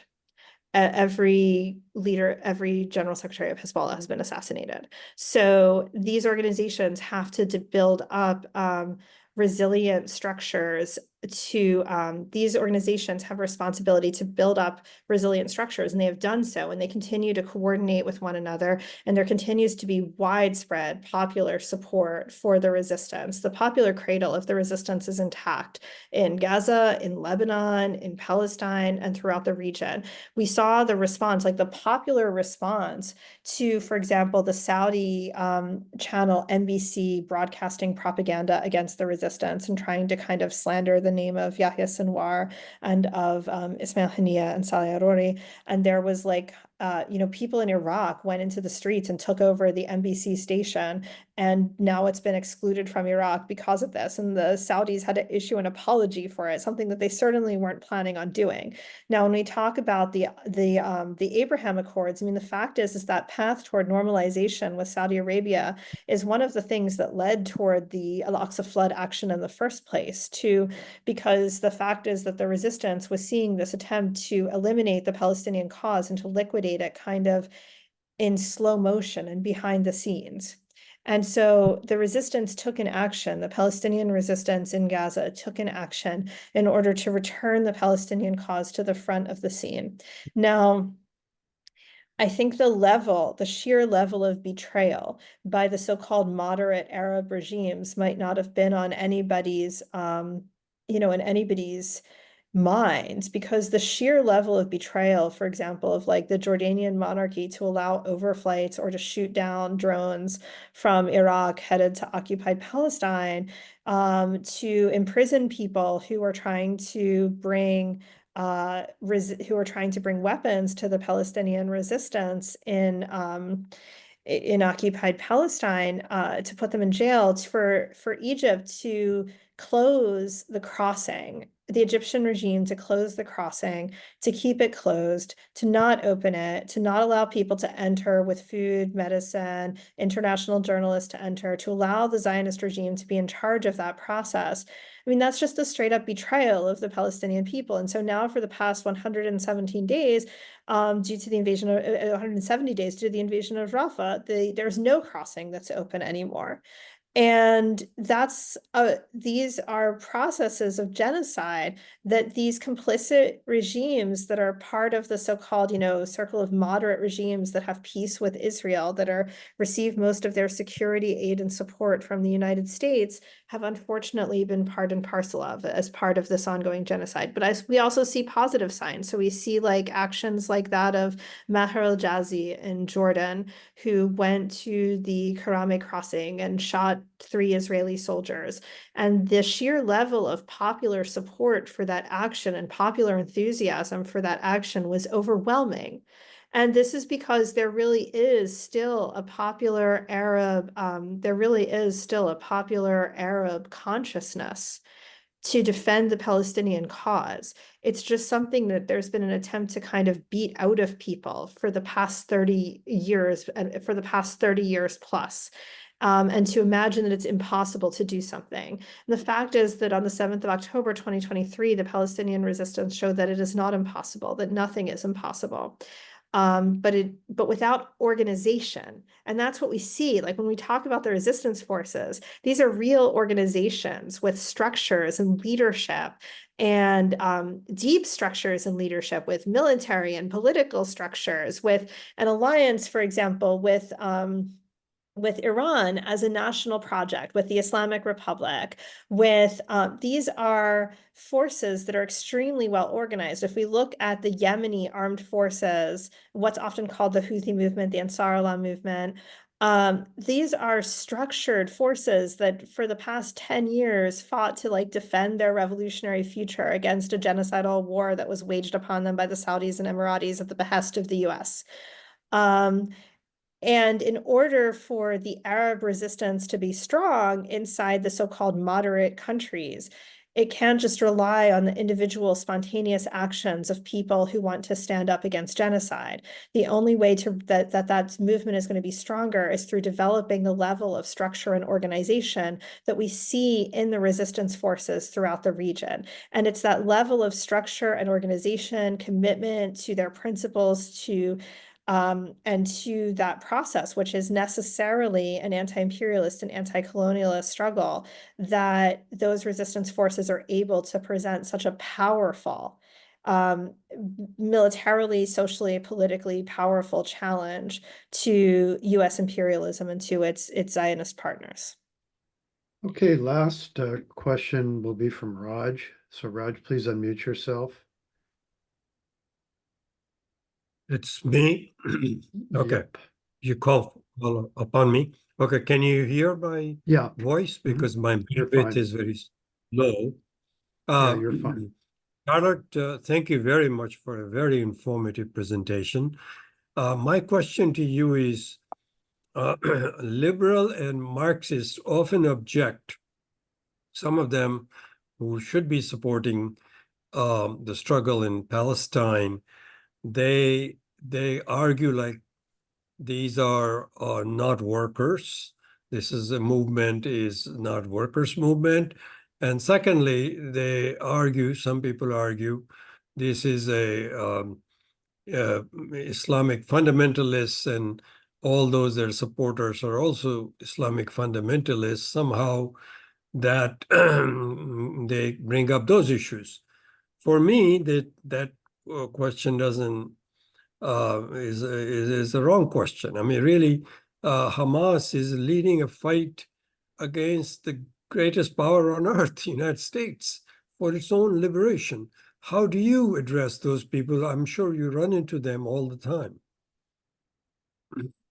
Thank you so much for the question. Thank you so much for the question.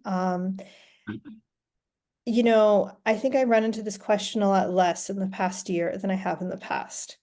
And that's because the material reality of the situation sort of, I think, casts aside some of the theoretical debates or this idea that the role of anti-imperialist is to look for leftists to support, rather than that the role of anti-imperialist is to stand with and support the forces that are effectively and actually leading the confrontation against imperialism.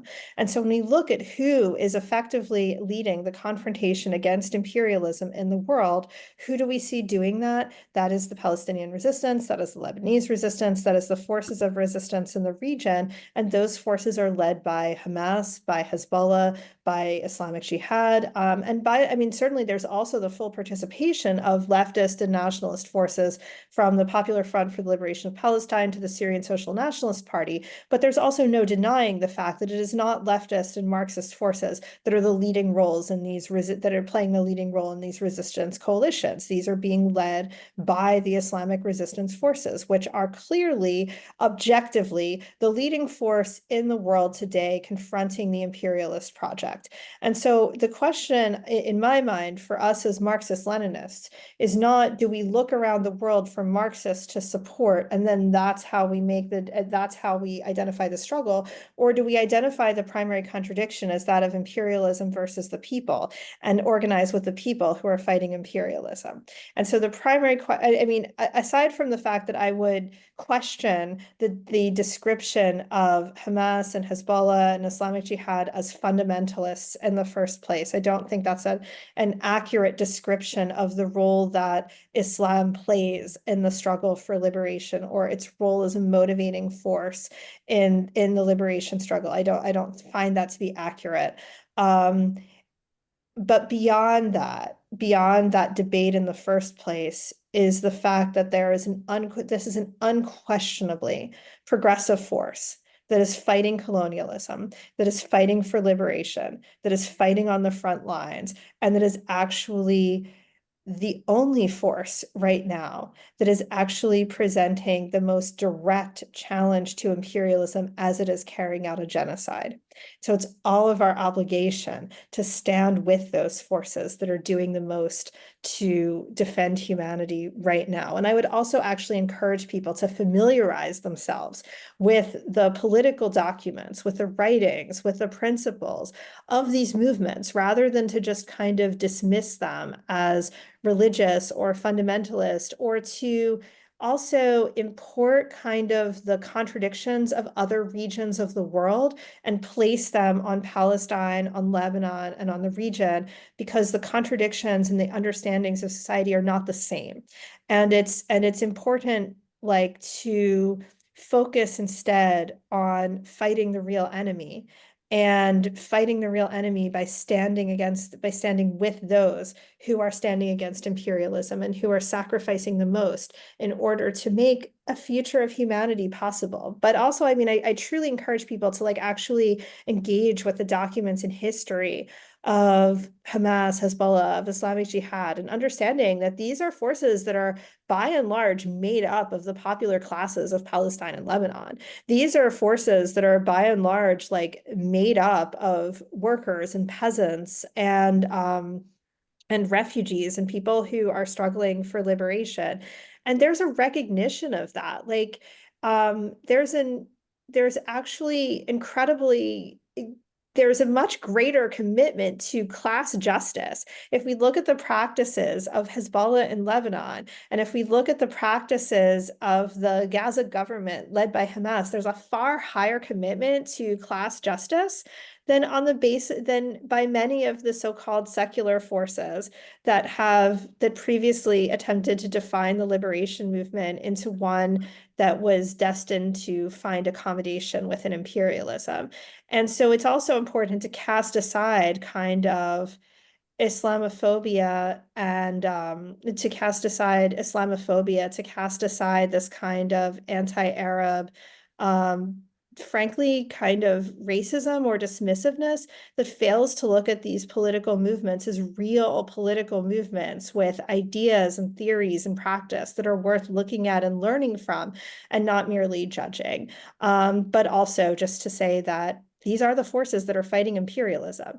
As anti-imperialists, we absolutely need to recognize that and to fight with them, rather than to stand aside and view them as subjects for critique. Okay, Sharon, Thank you I'm very much. sorry. I agree with you. I forgot, I missed your hand, Sharon, so please go ahead and ask the last question. Try to keep it short. Yes, I thank you very much, Charlotte, for what you just said. I think it's a very important note to end on. You know, for a long time, you wind up an American liberal and they say two-state solution, including Kamala Harris. And I don't think that it is the proper role of any American or anybody who lives in the imperial court to tell the Palestinian people what they should do. And that is very important. And recently, I was paying attention to the every 4-year convention of the Communist Party USA, and they took that we're for a two-state solution out of their program for the very reason I just said. And I think that is a good thing. The other thing I just wanted to say is we should not forget that although we're facing enormous, obstacle and the genocide is continuing, and some of us feel despair about that all the time, there actually is something to celebrate, which is the growing pro-Palestine movement in this country and in Canada too.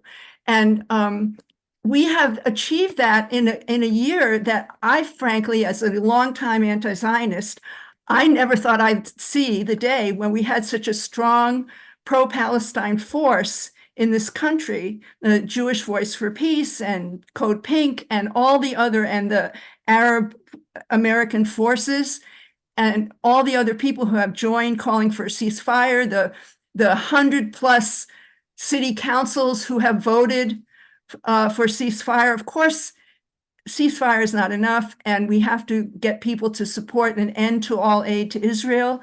But it's remarkable that we have achieved this, all the things we've achieved on college campuses.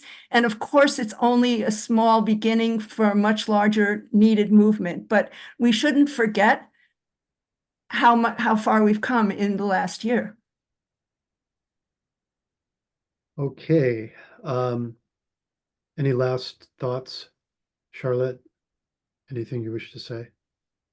Sure, I completely agree that the movement has grown a lot in the past year, has grown immeasurably, and I want to say that that's because of the resistance forces. The movement would not have grown without yes, it's a response to the genocide, but it's also a response to the resistance, because the fact is that solidarity movements don't grow with movements that don't fight. And the Palestinian people, as well as the Lebanese people, the Yemeni people, the Syrian people, the Iraqi people, the Iranian people, are fighting for the liberation of Palestine, and are fighting for a liberated future and against imperialism. And so the challenge is really for us, as organizers in the Imperial Core, to talk about how we can meet the challenge that we're facing today, to stand with the resistance forces that are on the front lines. We wouldn't be seeing these incidents of repression if the movement wasn't really frightening to the imperialist powers. The reason why they're doing this, why they target Samidoun, or why they target student activists, or why they target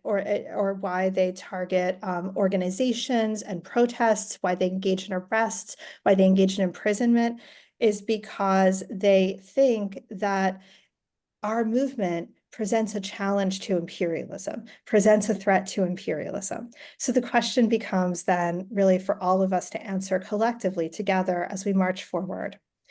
In the spirit of the Palestinian resistance, in honor of those who are fighting and struggling on the front lines for real justice and for real liberation, how do we live up to that example, and how do we actually form a threat to imperialism that is significant enough that they really do have something to worry about? Not the people of this country, not the people of this land, but the ruling class forces that live off of exploitation, plunder, and tyranny on a daily basis. And frankly, this is not as horrific as the images are, as horrific as the news is on a daily basis. The news that comes in every day is also that of the resistance in southern Lebanon denying the Zionists access to the land of Lebanon. It's also that for the same time that there's a genocidal campaign in the north of Gaza, the resistance fighters continue to blow up their tanks and their war machines that are being brought in from the United States. The people of Yemen and their armed forces and government continue to shut down the supply lines of genocide in the Red Sea. And our movements here continue to grow, continue to fight back, and continue to organize. So this is the moment where we have to not just organize against repression and organize to fight back, but to always keep the struggle against the genocide and for the liberation of Palestine and for victory for the resistance on the front lines, because that victory is not only something, it's not merely a slogan. It has the potential and it has the probability to become real, but it's up to all of us to end the genocide and help make that victory a reality, to support those who are leading that struggle today. Thank you again for inviting me to be with you today. Thank you, Charlotte. This outstanding presentation, fantastic questions from the audience, great discussion. Please, as you're facing the struggle, know that we're standing behind you, and stay in touch, and whatever we can do to support you, we will do it. So thank you very much. Hold on, everybody. Just one quick note.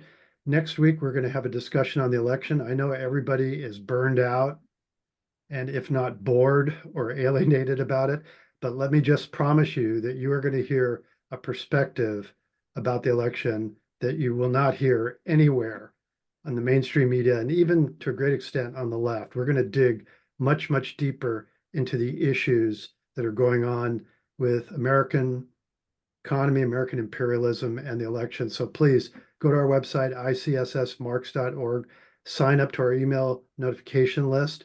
Come next week to hear our participate in our discussion about the election. Thank you. So with that, we're going to end the recording, and